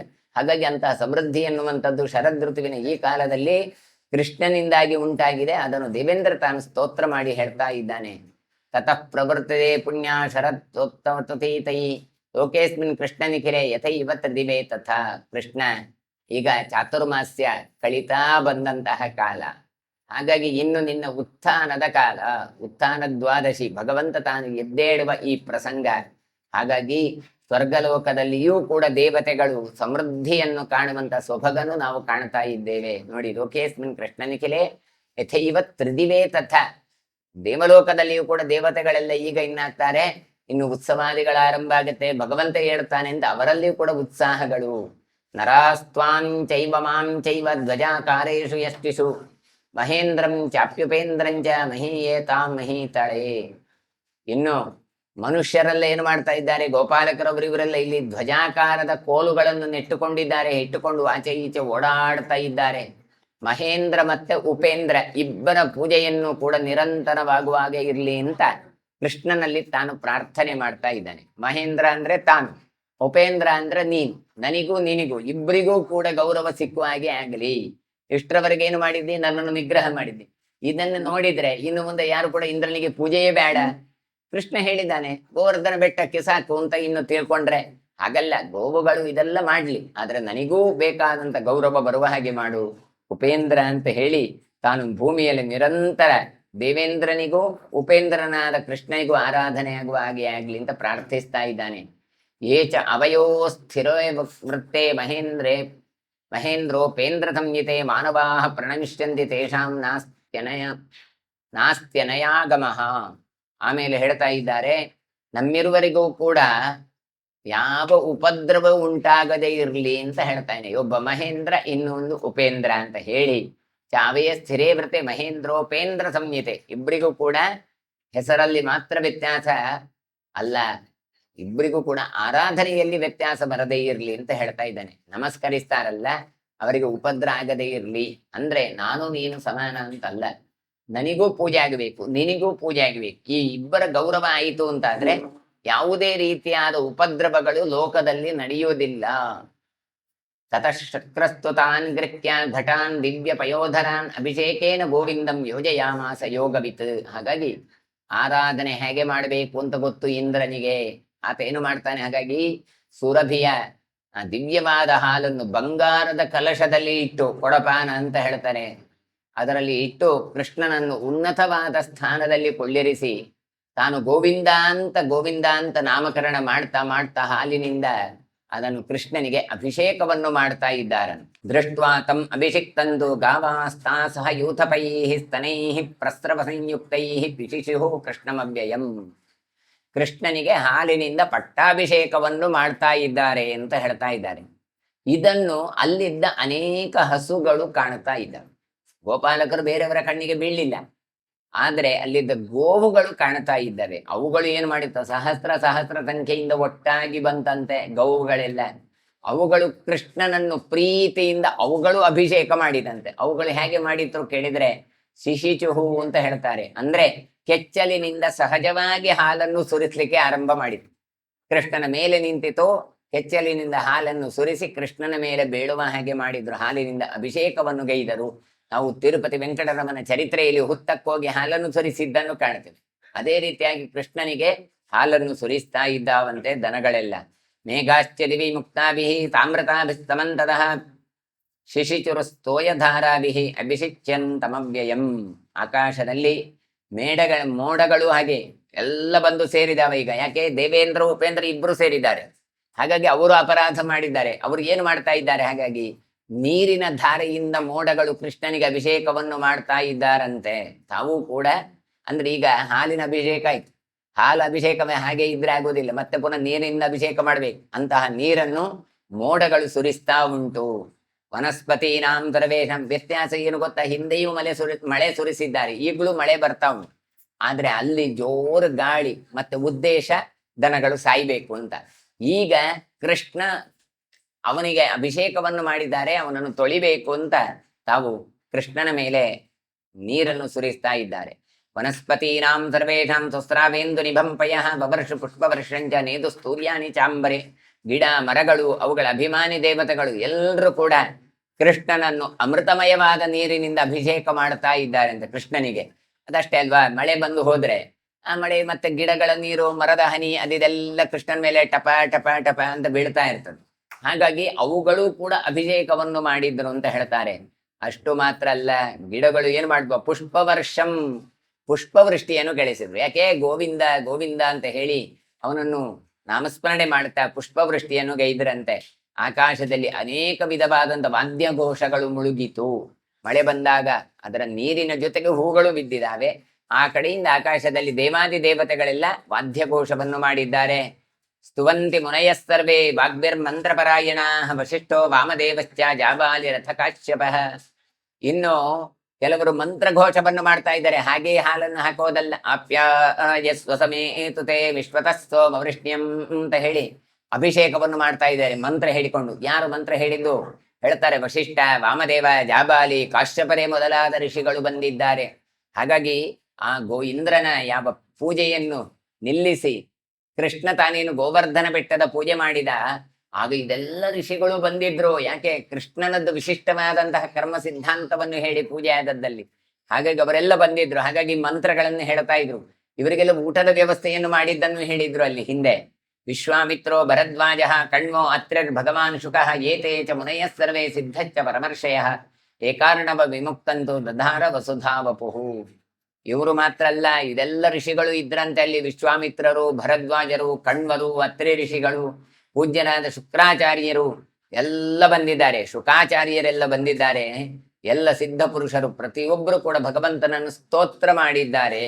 ಹೀಗೆ ಪ್ರತಿಯೊಬ್ಬರು ಸ್ತೋತ್ರವನ್ನು ಮಾಡಿ ಅಭಿಷೇಕವನ್ನು ಮಾಡಿದಾಗ ಕ್ಷೀರ ಸಮುದ್ರದ ನಡುವೆ ಕೃಷ್ಣನನ್ನು ಆರಾಧನೆ ಮಾಡಿದಾಗೆ ಆಗಿದೆ ಅಂತ ಹೇಳ್ತಾರೆ. ಏಕಾರ್ಣವಮಿಕ್ತಂತು ದಧಾರ ವಸುಧಾ ವಪುಹು. ಅಂದ್ರೆ ಅಷ್ಟೆಲ್ಲ ಅಭಿಷೇಕ ಮಾಡಿ ಪೂಜೆ ಎಲ್ಲ ಮಾಡುವಾಗ ಹಾಲು ಎಷ್ಟಾಗಬಹುದು ಅಂತ ನೋಡಿ. ಹಾಗಾಗಿ ನೋಡಿದ್ರೆ ಭಗವಂತ ತಾನು ಕ್ಷೀರಸಾಗರದಲ್ಲಿದ್ದಾಗೆ ಕಾಣ್ತಾ ಉಂಟು ಅಂತ ಹೇಳ್ತಾ ಇದ್ದಾರೆ. ಪ್ರಸಾದಂ ಸಾಗರ ಜಗ್ಮುಹು ವಪುಹು ವಾತ ಜಗದ್ಧಿತಾ ಈತಯ ಪ್ರಶಮಂ ಜಗ್ಮುಹು ಜಗ್ಮುರ್ನಿರ್ವೈರತಾನ್ ನೃಪಾಃ. ಸಮುದ್ರಗಳೆಲ್ಲ ಕೃಷ್ಣನಿಗೆ ಆರಾಧನೆ ಮಾಡುವುದರಲ್ಲಿ ತಲ್ಲೀನದಾದಂತೆ ಕಾಣಿಸ್ತಾ ಇದೆ. ಅಂದ್ರೆ ಸಮುದ್ರಗಳು ಇಷ್ಟರವರೆಗೆ ಭೋರ್ಗರೆದೆಲ್ಲ ಇದು ಮಾಡ್ತಾ ಇದ್ರೆ, ಪ್ರಳಯ ಕಾಲದಾಗಿದ್ರೆ ಈಗ ಎಲ್ಲ ಶಾಂತ ಆಗಿದೆ. ದೇವರಿಗೆ ಪೂಜೆ ಮಾಡಿದ್ರೆ ಪ್ರಕೃತಿಯಲ್ಲಿ ಪ್ರತಿಫಲನಗೊಳ್ಳತ್ತೆ ಅಂತ ತೋರಿಸ್ತಾ ಇದ್ದಾರೆ. ಪ್ರಸಾದಂ ಸಾಗರ ಜಗ್ಮುಹು, ಸಾಗರ ಸಮುದ್ರಗಳೆಲ್ಲ ಈಗ ತಣ್ಣಗಾಗಿದ್ದಾವೆ. ಅವುಗಳೆಲ್ಲ ಹಾರಾಟ ಹೋರಾಟ ಯಾವುದೂ ಇಲ್ಲ, ಅವುಗಳೆಲ್ಲ ಪ್ರಶಾಂತವಾಗಿದೆ. ಗಾಳಿ ಅದು ಕೂಡ ಹೇಳ್ತಾರೆ, ವಪುಹು ವಾತಾಹ ಜಗದ್ಧಿತಾಹ, ಗಾಳಿ ಬೀಸ್ತಾ ಉಂಟು. ಅದು ಎಷ್ಟು ಕೇಳಿದ್ರೆ ತಣ್ಣಗೆ ಎಷ್ಟು ಬೇಕೋ ಅಷ್ಟಾದಂತಹ ಗಾಳಿ, ಜಗತ್ತಿಗೆ ಹಿತವಾಗುವಂತಹ ಗಾಳಿ ಅದು ಬೀಸ್ತಾ ಉಂಟು. ಅತಿವೃಷ್ಟ್ಯಾದಿಗಳಿಂದೆಲ್ಲ ಕೂಡಿತ್ತು ಹಿಂದೆ, ಅದೆಲ್ಲ ಈಗ ತೊಂದರೆಗಳು ಶಾಂತ ಆಗಿದೆ ಹೇಳ್ತಾರೆ. ಈತಯ ಪ್ರಶಮಂ ಜಗ್ಮುಹು, ಈತಯ ಅಂದ್ರೆ ಉಪದ್ರವಗಳು, ಕ್ರಿಮಿ ಕೀಟಾದಿಗಳಿಂದೆಲ್ಲ ಬರುವಂತದ್ದೆಲ್ಲ ಇರ್ತದಲ್ಲ, ಅದು ಯಾವುದೂ ಇಲ್ಲ ಅಂತ. ಹಾಗಾದ್ರೆ ಒಂದು ಸೊಳ್ಳೆ ತುಂಬಾ ಜಾಸ್ತಿ ಆಯ್ತು, ಜಿರಳೆ ತುಂಬಾ ಜಾಸ್ತಿ ಆದ್ರೆ ಇದೆಲ್ಲವೂ ಈತಿಗಳು, ಎಲ್ಲವೂ ದೋಷಗಳು. ಆದ್ರೆ ಇದು ಯಾವುದು ದೋಷಗಳು ಆಗದೆ ಎಲ್ಲ ಪ್ರಶಾಂತ ಆಯಿತು, ತೊಂದರೆಗಳೇ ಇಲ್ಲ ಅಂತಾಯಿತು. ಇನ್ನು ಎಲ್ಲ ರಾಜರು ಕೂಡ ಕೃಷ್ಣನನ್ನು ಸರ್ವೋತ್ತಮ ಅಂತ ತಾವು ಮೆರೆಸಿ ನಿರ್ವೈರದಿಂದ ಬದುಕನ್ನು ಹೊಂದಿದರು. ಹಾಗಾದ್ರೆ ಪ್ರಜೆಗಳು ಮಾತ್ರ ಅಲ್ಲ, ರಾಜರು ಕೂಡ ಪರಸ್ಪರ ಜಗಳ ಇಲ್ಲದೆ ಪಕ್ಷರಹಿತರಾಗಿ ತಾವೆಲ್ಲ ಒಂದು ದೇಶವನ್ನು ಆಳಬೇಕು ಕೇಳಿದ್ರೆ ಭಗವದಾರಾಧನೆ ಸರಿಯಾಗಿರಬೇಕು. ಭಗವದಾರಾಧನೆ ಸರಿಯಾದಾಗ ಅವರೆಲ್ಲ ವೈರತ್ವವನ್ನು ಬಿಟ್ಟು ಆ ಕೃಷ್ಣನನ್ನು ಪೂಜಿಸ್ತಾ ಇದ್ದಾರೆ ಅಂತ ಹೇಳ್ತಾ ಇದ್ದಾರೆ. ಮಾರ್ಗಸ್ಥೋ ವಿಬುಧೌ ಭಾನು ನೋಮೋ ಸೋಮೋ ನಕ್ಷತ್ರನಯುತಃ ಪ್ರಮಾಣ ಪತ್ರಶಬಲಾಹ ಪುಣ್ಯವಂತಶ್ಚ ಪಾದಪಾಹ. ಇನ್ನು ಸರಿಯಾದ ಮಾರ್ಗದಲ್ಲಿ ಸೂರ್ಯ ಸಂಚರಿಸ್ತಾ ಇದ್ದಾನೆ, ಚೆನ್ನಾಗಿ ಬೆಳಗುತ್ತಾ ಇದ್ದಾನೆ ಸೂರ್ಯ. ಹಾಗಾಗಿ ಸೂರ್ಯನ ಬೆಳಕೆ ಇರ್ಲಿಲ್ಲ ಹಿಂದೆ ಇಲ್ಲ, ಆದ್ರೆ ಈಗ ಹಾಗೆಲ್ಲ ಎಲ್ಲ ಪ್ರಶಾಂತ ಆಗಿದೆ ಅಂತ ತೋರಿಸ್ತಾ ಇದ್ದಾರೆ. ಚಂದ್ರ ಮತ್ತೆ ನಕ್ಷತ್ರಗಳು ಒಳ್ಳೆ ರೀತಿಯಾಗಿ ಮಂಗಳಾಕಾರವಾಗಿ ಅದು ಬೆಳಗುತ್ತಾ ಉಂಟು. ಇನ್ನು ಚಿಗುರೆಲೆಗಳಿಂದ, ಎಲೆಗಳಿಂದ, ಮೊಗ್ಗುಗಳಿಂದ, ಫಲ ಪುಷ್ಪಗಳಿಂದ ಮರಗಳು ಪ್ರಕಾಶಮಾನವಾಗಿ ಕಾಣುತ್ತಾ ಉಂಟು. ಪುಣ್ಯವಂತಶ್ಚ ಪಾದಪಾಹ, ಆ ಗಿಡಗಳು ಬಹಳ ಪುಣ್ಯವಂತರು. ಯಾಕೆ ಪುಣ್ಯವಂತರು ಹೇಳಿದ್ರೆ ಅವುಗಳು ನೋಡಿ ಒಂದು ತಮ್ಮಿಗೋಸ್ಕರ ಉಪಯೋಗ ಮಾಡ್ತಾ ಇಲ್ಲ. ಇಷ್ಟು ಒಳ್ಳೆ ಮಾವಿನ ಹಣ್ಣು ಕೊಡ್ತದೆ, ಒಂದು ದಿನವೂ ಅದು ಟೇಸ್ಟ್ ಮಾಡ್ಲಿಲ್ಲ, ಹೇಗುಂಟು ನೋಡುವ ಅಂತ ಹೇಳಿ ಮತ್ತೆ ಜನರಿಗೆ ಕೊಟ್ಟಿತು, ದನಗಳಿಗೆ, ಪ್ರಾಣಿಗಳಿಗೆ, ಪಕ್ಷಿಗಳಿಗೆ ಎಲ್ರಿಗೂ ಕೊಟ್ಟಿತು. ಹಾಗಾದ್ರೆ ಏನು ಕೇಳಿದ್ರೆ ಎಲ್ಲವೂ ಲೋಕಕ್ಕೋಸ್ಕರ ಕೊಡ್ತವೆ, ನಾವು ಮಾತ್ರ ಎಲ್ಲ ನಮಗೆ ಇರ್ಲಿ ಅಂತ ಉಳಿದ್ರೆ ಮತ್ತೆ ನೋಡುವ ಅಂತ ಹೇಳಿ ಸುಮ್ಮನೆ ವೇಸ್ಟ್ ಆಗ್ತದಲ್ಲ, ಅದಕ್ಕೆ ಕೊಟ್ಟು ಬಿಟ್ಟದ್ದು ಅಂತ. ಹಾಗಲ್ಲ, ಮತ್ತೆ ನಾವು ಜಗತ್ತಿಗೆ ಕೊಡ್ಬೇಕು, ಕೊಟ್ಟಾಗ ಭಗವಂತ ನಮಗೆ ಅದನ್ನು ಕೊಡ್ತಾನೆ. ಹಾಗಾಗಿ ಇಲ್ಲಿ ಹೇಳ್ತಾ ಇದ್ದಾರೆ ಪುಣ್ಯವಂತಶ್ಚ ಪಾದಪಾಹ ಮದಂ ಪ್ರಸ್ರಸ್ರವೋರ್ನಾಗಾಹ ಯಾತಾ ವರ್ಷಂ ವನೇ ಮೃಗಾಹ ಅಲಂಕೃತ ಗಾತ್ರ ಸೋಹೈಹಿ ಧಾತುಭಿರ್ಭಾಂತಿ ಪರ್ವತಾಹ. ಈ ಆನೆಗಳು ಉಂಟಲ್ಲ, ಅವುಗಳೆಲ್ಲ ಮದಭರಿತವಾದಂತಹ ಜಲವನ್ನು ಸುರಿಸಿದವು. ಆನೆಗಳೆಲ್ಲ ಓಡಾಡ್ತಾ ಉಂಟು, ಅವುಗಳು ಹೇಗೆ ಉಂಟು, ಮದ ಜಲವನ್ನು ಸುರಿಸ್ತಾ ಉಂಟು. ರಾಜಾಣ ವರ್ಷಂ ವನೇ ಮೃಗಾಹ, ಕಾಡಿನಲ್ಲಿ ಇರುವಂತಹ ಜಿಂಕೆ ಮೊದಲಾದ ಪ್ರಾಣಿಗಳು ಸಂತೋಷವನ್ನು ಪಡ್ತಾ ಉಂಟು. ಅಂದ್ರೆ ಕೃಷ್ಣನಿಗೆ ಒಂದು ಅಭಿಷೇಕ ಮಾಡಿದ್ದಕ್ಕೆ ವಾತಾವರಣದಲ್ಲಿ ಏನೆಲ್ಲ ಪರಿವರ್ತನೆ ಆಯಿತು ಎನ್ನುವಂಥದ್ದನ್ನು ಕೊಡ್ತಾ ಇದ್ದಾರೆ. ಕಾಡಿನಲ್ಲಿ ಸಂಚರಿಸುವ ಜಿಂಕೆ, ಮದಭರಿತವಾದ ಆನೆ ಎಲ್ಲ ಆರಾಮ ಓಡಾಡ್ತಾ ಉಂಟು. ಪರ್ವತಗಳಲ್ಲಿ ಎಲ್ಲ ಮರಗಳು ರೋಮದ ಹಾಗೆ ಕಾಣ್ತಾ ಉಂಟು. ಅವುಗಳು ಏನು ಧಾತುರಸುಗಳನ್ನು ಚೆಲ್ತಾ ಒಳ್ಳೆಯ ಅಲಂಕೃತವಾಗಿ ಮೆರಿತಾ ಇತ್ತು ಬೆಟ್ಟ ಗುಡ್ಡಗಳು ಅಂತ ಹೇಳ್ತಾ ಇದ್ದಾರೆ. ದೇವಲೋಕೋಪಮೋ ಲೋಕಃ ತೃಪ್ತೋ ಅಮೃತರೈಸ್ರಿವ ಆಸೀತ್ ಕೃಷ್ಣಾಭಿಷೇಕೇಹಿ ದಿವ್ಯ ಸ್ವರ್ಗ ರಸೋಕ್ಷಿತಃ. ದೇವಲೋಕದಲ್ಲಿ ಅಮೃತರಸವಂದ ತೃಪ್ತಿಯನ್ನು ಹೊಂದಿದಾರಂತೆ ದೇವತೆಗಳೆಲ್ಲ ಅಂತ ಹೇಳ್ತಾರೆ. ಹಾಗಾಗಿ ಭೂಲೋಕದಲ್ಲಿ ಜನರು ಕೃಷ್ಣನಿಂದಾಗಿ ತೃಪ್ತಿಯನ್ನು ಪಡೆದಿದ್ದಾರೆ.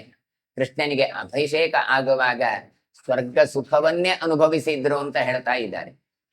ಅಭಿಷಿಕ್ತಂತು ತಂಗೋಭಿ ಶಕ್ರೋ ಗೋವಿಂದಮವ್ಯಯಂ ದಿವ್ಯ ಮಾಲಾಂಬರಧರಂ ದೇವರಾಜೋ ಬ್ರವೀದಿದಂ. ಇನ್ನು ನಾಶರಹಿತನಾದಂತಹ ಗೋವಿಂದನನ್ನು ಇಂದ್ರ ಗೋವುಗಳ ಜೊತೆಗೆ ಆ ಹಾಲಿನಿಂದ ಅಭಿಷೇಕವನ್ನು ಮಾಡಿದ್ದಾನೆ. ದಿವ್ಯವಾದ ಮಾಲೆಯನ್ನು ಧರಿಸಿದ ಕೃಷ್ಣ ಆಗ ದೇವರಾಜನಾದ ಇಂದ್ರನನ್ನು ಕುರಿತು ಮಾತಾಡ್ತಾನೆ. ಇಷ್ಟೆಲ್ಲ ಹೊತ್ತು ಇಂದ್ರನೇ ಹೇಳಿದ, ಈಗ ಕೃಷ್ಣ ದೇವೇಂದ್ರನನ್ನು ಕುರಿತು ಹೇಳ್ತಾ ಇದ್ದಾನೆ.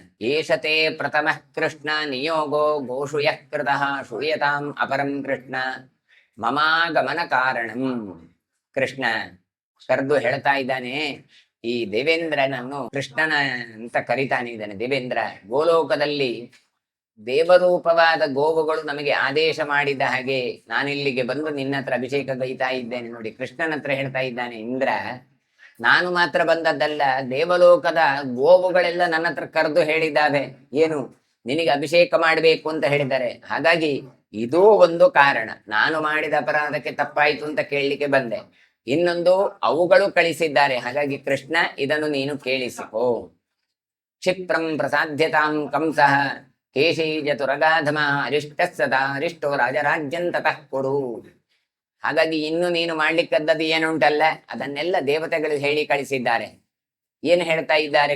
ಕ್ಷಿಪ್ರಂ ಪ್ರಸಾಧ್ಯತಾಂ ಕಂಸಃ, ಕೂಡ್ಲೆ ನೀನು ಕಂಸನನ್ನು ನೀನು ನಾಶ ಮಾಡ್ಬೇಕಪ್ಪ. ನೀನು ಬಂದ ಕೆಲಸ ಇಲ್ಲಿಗೆ ಮುಗಿಲಿಲ್ಲ. ಈಗ ನೆನಪಿಸ್ತಾ ಇದ್ದಾರೆ, ಇಷ್ಟರವರೆಗೆ ಎಷ್ಟೋ ಅಸುರರನ್ನು ನಾಶ ಮಾಡಿದ್ದಾನೆ, ಈಗ ಇನ್ನು ಯಾರನ್ನೆಲ್ಲ ನಾಶ ಮಾಡಬೇಕು ಅಂತ ಉಂಟೋ ಅವುಗಳನ್ನು ಕರಿತಾ ಇದ್ದಾರೆ. ಹೇಳ್ತಾ ಇದ್ದಾನೆ, ಕಂಸನನ್ನು ನಾಶ ಮಾಡು. ಇನ್ನೊಬ್ಬ ಕತ್ತೆಯ ರೂಪದಲ್ಲಿ ಬಂದವ ಇದ್ದ, ಧೇನುಕಾಸುರ, ಅವರನ್ನೆಲ್ಲ ನಾಶ ಮಾಡಿದ್ದೆ ಹೇಳಿದ್ರು. ಈಗ ಹೇಳ್ತಾ ಇದ್ದಾರೆ ತುರಗ, ಅಂದ್ರೆ ಈ ಅಶ್ವದ ಕುದುರೆಯ ಹಾಗೆ ಬರ್ಲಿಕ್ಕೆ ಒಬ್ಬ ಇದ್ದಾನೆ, ಮುನ್ಕೇಶಿ ಅಂತ ಅಸುರ, ಅವನನ್ನು ನಾಶ ಮಾಡ್ಲಿಕ್ಕುಂಟು. ಇನ್ನೊಬ್ಬ ಅರಿಷ್ಟಾಸುರ ಅಂತ ಬರ್ತಾನೆ. ಹೀಗೆ ಅವರನ್ನೆಲ್ಲ ನೀನು ಸಂಹರಿಸಿ ಉತ್ತಮವಾದ ಆಡಳಿತವನ್ನು ನೀನು ಕೊಡಬೇಕಪ್ಪ ಕೃಷ್ಣ, ಅಸುರರನ್ನೆಲ್ಲ ನಾಶ ಮಾಡಬೇಕು ಅಂತ ಹೇಳಿ ಕಳಿಸಿದ್ದಾರೆ. ಪಿತೃಶ್ವಸರಿ ಜಾತಸ್ತೆ ಮಮಾಂಶೋಹಮಿವ ಸ್ಥಿತಃ ಸತೆ ರಕ್ಷ್ಯಶ್ಚ ಮಾನ್ಯಶ್ಚ ಸಂಖ್ಯೇತ ವಿನಿಯುಜ್ಯತಾಂ. ಇನ್ನು ಇಷ್ಟು ಮಾತ್ರ ಅಲ್ಲ, ಪಿತೃಶ್ವಸರಿ ಜಾತಸ್ತೆ, ನಿನ್ನ ತಂಗಿಯ ಅಂಶದಲ್ಲಿ ಹುಟ್ಟಿಕೊಂಡವ ಇದ್ದಾನಲ್ಲ ಅಂತ ಹೇಳ್ತಾ ಇದ್ದಾರೆ. ಯಾರನ್ನು? ಅರ್ಜುನನನ್ನು. ಅಂದ್ರೆ ಇಂದ್ರ ಇದ್ದಾನಲ್ಲ, ತಾನೇ ಅರ್ಜುನನ ಆಗಿ ತಾನು ಬರ್ಲಿಕ್ಕೆ ಉಂಟು. ಹಾಗಾಗಿ ನೀನು ಅವನನ್ನು ರಕ್ಷಣೆ ಮಾಡಬೇಕು, ನಿನ್ನಿಂದ ಮಾನ್ಯನಾಗಬೇಕು, ಅವನನ್ನು ಯುದ್ಧದಲ್ಲಿ ನೀನು ಚೆನ್ನಾಗಿ ತೊಡಗಿಸುವಂತೆ ಮಾಡಬೇಕು ಅಂತ ದೇವತೆಗಳು ಹೇಳಿ ಕಳಿಸಿದ್ದಾರೆ ಅಂತ ಹೇಳ್ತಾ ಇದ್ದಾರೆ. ತ್ವಯಾಕ್ಯನುಗೃಹೀತಸ್ಸ ತವ ವರ್ತಾನುವರ್ತಕಃ ತ್ವದ್ದಶೇ ವರ್ತಮಾನಸ್ಸ ಪ್ರಾಪ್ಸತೆ ವಿಪುಲಂ ಯಶಃ. ಇನ್ನಿಂದ ಅನುಗ್ರಹನಾದ ಅರ್ಜುನ ಇದ್ದಾನಲ್ಲ, ನಿನ್ನಷ್ಟೇ ಆದರ್ಶಗಳನ್ನು ತಾನು ಪಾಲಿಸಿ ಬರಬೇಕು. ಹಾಗಾಗಿ ನಿನ್ನ ವಶದಲ್ಲೇ ಆತ ಇರಬೇಕು, ಪುಷ್ಕಳವಾದ ಕೀರ್ತಿಯನ್ನು ಆತ ಹೊಂದಬೇಕು ಅಂತ ತಾವು ಪ್ರಾರ್ಥನೆಯನ್ನು ಮಾಡ್ತಾ ಇದ್ದಾರೆ. ಭಾರತಸ್ಯ ಚ ವಂಶಸ್ಯ ಸವರಿಷ್ಠೋ ಧನುರ್ಧರಃ ಭವಿಷ್ಯತನುರೂಪ ಚದ್ವತೇನ ಸಂಸದೆ. ಭಾರತ ವಂಶದಲ್ಲಿ ಶ್ರೇಷ್ಠನಾದ ಧನುರ್ಧಾರಿ ಆಗ್ತಾನೆ ಅರ್ಜುನ ಅಂತ ಕೃಷ್ಣ ಹೇಳ್ತಾ ಇದ್ದಾನೆ ಈ ದೇವೇಂದ್ರನಿಗೆ. ನೋಡು, ನೀನು ತಪ್ಪಾಯ್ತು ಅಂತೆಲ್ಲ ಕೇಳಿ ಭಗವಂತನಿಗೆ ಆರಾಧನೆ ಮಾಡಿದ್ದರಿಂದ ನಿನ್ನದ್ದೇ ಅಂಶದಲ್ಲಿ ಬರ್ಲಿಕ್ಕಿದ್ದಾನೆ ಅರ್ಜುನ. ಆತ ಶ್ರೇಷ್ಠವಾದ ಧನುರ್ಧಾರಿ ಆಗುತ್ತಾನೆ, ಅತ್ಯುತ್ತಮವಾದ ವ್ಯಕ್ತಿತ್ವವನ್ನು ಸಂಪಾದಿಸಿಕೊಳ್ತಾನೆ. ಮಾತ್ರ ಅಲ್ಲ, ಆತ ನಿನ್ನನ್ನು ಬಿಟ್ಟು ಮತ್ತೆ ಯಾರತ್ರವೂ ಸುಖವನ್ನು ಕಾಣಲಾರ. ಅಂದ್ರೆ ಕೃಷ್ಣ ಕೃಷ್ಣ ಕೃಷ್ಣ ಎನ್ನುವಂತ ಒಂದು ಯಾಕೆ ಬರ್ತದೆ ಕೇಳಿದ್ರೆ, ತಪ್ಪು ಮಾಡ್ತಾರೆ ಎಲ್ಲರೂ ಕೂಡ. ತಪ್ಪನ್ನು ಒಪ್ಪಿಕೊಂಡಾಗ ಅದಕ್ಕೆ ಏನು ಫಲ ಅಂತ ಇಲ್ಲಿ ತೋರಿಸಿಕೊಡ್ತಾ ಇದ್ದಾರೆ. ತಪ್ಪು ನಾವು ಮಾಡ್ತೇವೆ, ತಪ್ಪು ಮಾಡಿದಾಗ ತಪ್ಪನ್ನು ಒಪ್ಪಿಕೊಂಡ್ರೆ ಅದರದ್ದು ಒಳ್ಳೆಯ ಫಲವನ್ನು ಭಗವಂತ ಮುಂದೆ ಅನುಗ್ರಹಿಸ್ತಾನೆ. ಹಾಗಾಗಿ ಅರ್ಜುನ ಮತ್ಯಾರು ಅಲ್ಲ, ಇಂದ್ರನ ಅಂಶದಿಂದ ಬಂದವ. ಅವನಿಗೆ ಅಂತಹ ಒಂದು ಇದು ಬರ್ಲಿಕ್ಕೆ ಕಾರಣ ಈತ ತಾನು ಮಾಡಿದ ತಪ್ಪಿಗೆ ಕ್ಷಮೆಯನ್ನು ಕೇಳಿದ್ದಕ್ಕೆ. ಭಾರತಂ ತ್ವಯಿ ಚಾಸಕ್ತಂ ತಸ್ಮಿಂಚ ಪುರುಷೋತ್ತಮೇ ಉಭಾಭ್ಯಾಮಪಿ ಸಂಯೋಗೆ ಯಾಸ್ಯಂತಿ ನಿಧನಂ ನೃಪ. ಇನ್ನು ಭರತವಂಶವೇ ನಿನ್ನನ್ನು ಆಶ್ರಯಿಸಿಕೊಂಡುಂಟು ಕೃಷ್ಣನನ್ನು. ಭರತವಂಶನಾದ ಅರ್ಜುನ, ಪುರುಷೋತ್ತಮನಾದಂತಹ ಕೃಷ್ಣ ಇಬ್ರು ಸೇರಿದ್ರೆ ಸಮಗ್ರ ದುಷ್ಟ ಕ್ಷತ್ರಿಯರು ನಾಶ ಆಗುತ್ತಾರೆ ಅಂತ ಆ ಗೋವುಗಳು ದೇವತೆಗಳೆಲ್ಲ ಪ್ರಾರ್ಥನೆ ಮಾಡಿದ್ದಾರೆ. ಪ್ರತಿಜ್ಞಾತಂ ಮಯಾ ಕೃಷ್ಣ ಋಷಿ ಮಧ್ಯೆ ಸುರೇಶ್ವರ ಮಮ ಪುತ್ರೋರ್ಜುನೋ ನಾಮ ಸೃಷ್ಟಃ ಕುಂತ್ಯಾಂ ಕುರುದ್ವಹ. ಆದ್ದರಿಂದ ಸುರೇಶ್ವರಾದ ಕೃಷ್ಣ ಋಷಿಗಳ ನಡುವೆ ಹೀಗೆ ಪ್ರತಿಜ್ಞೆಯನ್ನು ಮಾಡಿದ್ದೇನೆ, ಕುರುಕುಲ ಉದ್ಧಾರ ಮಾಡುವಂತಹ ಮಗ ಅರ್ಜುನ ಅವನು ನಿನ್ನಿಂದಾಗಿ ಸೃಷ್ಟನಾಗಿದ್ದಾನೆ. ಅಂದ್ರೆ ನಿಯೋಗ ಪದ್ಧತಿಯಿಂದಾಗಿ ಮುಂದೆ ಕುಂತಿ ಹತ್ರ ಸೇರಿ ಮತ್ತೆ ಅರ್ಜುನ ಬರ್ಲಿಕ್ಕುಂಟು ಇಂದ್ರನಿಂದಾಗಿ ಅಂತ. ಸೋ ಅಸ್ತ್ರಾಣಾಂ ಪಾರತಂತ್ರಜ್ಞ ಶ್ರೇಷ್ಠಶ್ಚಾಪ ವಿಕರ್ಷಣೆ ತಂ ಪ್ರವೇಕ್ಷಂತೆ ವೈ ಸರ್ವೇ ರಾಜಾನಃ ಶಸ್ತ್ರಯೋಧಿನಃ. ಆ ಅರ್ಜುನ ಹೇಗಿರ್ತಾನೆ ಅಂತ ದೇವತೆಗಳು ಹೇಳ್ತಾರೆ. ಅಸ್ತ್ರಗಳ ಪರಿಪೂರ್ಣವಾದಂತಹ ಜ್ಞಾನವನ್ನು ಹೊಂದಿದವನಾಗ್ತಾನೆ. ಅಸ್ತ್ರ ಬೇರೆ ಶಸ್ತ್ರ ಬೇರೆ. ಶಸ್ತ್ರ ಅಂದ್ರೆ ವೆಪನ್ಸ್, ಆಯುಧಗಳು. ಇದು ಅಸ್ತ್ರ ಅಂದ್ರೆ ಮಂತ್ರ ಸಹಿತವಾಗಿ ಉಪಯೋಗ ಮಾಡುವಂಥದ್ದು. ಧನುಸ್ಸನ್ನು ಎಳೆದು ಬಾಣವನ್ನು ಹೂಡುವುದರಲ್ಲಿ ಕೂಡ ಶ್ರೇಷ್ಠನಾಗಿ ಮೆರೀತಾನೆ ಈತ. ಶಸ್ತ್ರಯೋಧರಾದ ಎಲ್ಲ ರಾಜರು ಕೂಡ ಅರ್ಜುನನ ಪರಾಕ್ರಮದಲ್ಲಿ ಮಣಿದು ಬಿಡುತ್ತಾರೆ, ಸೋತು ಬಿಡುತ್ತಾರೆ. ಅಕ್ಷೌಹಿಣಿ ಸ್ತು ಶೂರಾಣಾಂ ರಾಜ್ಞಾಂ ಸಂಗ್ರಮಶಾಲಿನಾಂ ಸ ಏಕಃ ಕ್ಷತ್ರಧರ್ಮೇಣ ಯೋಜಯಿಷ್ಯಂತಿ ಮೃತ್ಯುನ. ಯುದ್ಧ ಕುಶಲರಾದಂತಹ ಅಕ್ಷೋಹಿಣಿ ಸೈನ್ಯದಿಂದ ಕೂಡಿದಂತಹ ಎಲ್ಲ ರಾಜರು ಕೂಡ ಒಬ್ಬ ಅರ್ಜುನನಿಂದಾಗಿ ತಾವು ಮೃತ್ಯು ಮುಖಕ್ಕೆ ಬೀಳುವ ಹಾಗೆ ಆಗತ್ತೆ, ಅಷ್ಟು ಪರಾಕ್ರಮ ಅರ್ಜುನನಿಗೆ ಆಗ್ಲಿಕ್ಕುಂಟು. ತಸ್ಯಾಸ್ತ್ರ ಚರಿತಂ ಮಾರ್ಗಂ ಧನುಷೋ ಲಾಘವೇನ ಚ ನಾನು ಯಾಸ್ಯಂತಿ ರಾಜನೋ ದೇವತ್ವಾಂಚ ವಿನಾ ಪ್ರಭೋ. ಇದನ್ನು ತಿಳಿದಂತಹ ಎಲ್ಲ ರಾಜರು ಕೂಡ ಅನುಕರಿಸ್ಲಿಕ್ಕೂ ಸಾಧ್ಯ ಇಲ್ಲ ಅರ್ಜುನನ ಪರಾಕ್ರಮವನ್ನು ಅಂತ ತಾವು ಹೇಳ್ತಾ ಇದ್ದಾರೆ. ಉಳಿದೆಲ್ಲ ಚರಿತ್ರೆಗಳನ್ನು ಮತ್ತೆ ನಾಳೆ ಸೇರುವಾಗ ಚಿಂತನೆ ಮಾಡುವಂತ ಹೇಳ್ತಾ ಇವತ್ತಿನ ಪ್ರವಚನ ಮಂಗಳಗೊಳಿಸ್ತೇನೆ. ಶ್ರೀಕೃಷ್ಣ ಅರ್ಪಣಮಸ್ತು. ಶ್ರೀಕೃಷ್ಣಾಯ ನಮಃ. ಓಂ ಶ್ರೀಕೃಷ್ಣ ಕಮಲನಾಥೋ ವಾಸುದೇವಸ್ತನಾತನಃ ವಸುದೇವಾತ್ಮಜಃ ಪುಣ್ಯೋ ಲೀಲಾ ಮಾನುಷ ವಿಗ್ರಹ ಶ್ರೀವತ್ಸ ಕೌಸ್ತುಭಧರೋ ಯಶೋದಾವತ್ಸಲೋ ಹರಿಃ ಚತುರ್ಭುಜಾತ್ತ ಚಕ್ರ ಜಗದಾ ಶಂಖಾದ್ಯುದಾಯುಧಃ ದೇವಕೀ ನಂದನ ಶ್ರೀಶೋ ನಂದಗೋಪಪ್ರಿಯಾತ್ಮಜಃ ಯಮುನಾ ವೇಗತಂಹಾರಿ ಬಲಭದ್ರಪ್ರಿಯಾನುಜಃ पूतना जीविताहारी शकटासुरभञ्जनः नन्दव्रजजनानन्दे सच्चिदानन्दविग्रहः नवनीतविलिप्ताङ्गो नवनीतनटो नगः नवनीतनवाहारो मुचकुन्दप्रसादकृत षोडशस्त्रीसहस्रेशस्त्रिभङ्गी मधुराकृतिः शुकभागमृदाब्दिन्दुर्गोविन्दो योगिनां पतिः वत्सपादहरो नन्तोद्धेनुकासुरभञ्जनः तृणीकृततृणावर्तो यमलार्जुनभञ्जनः उत्तालतालवेत्ताजनः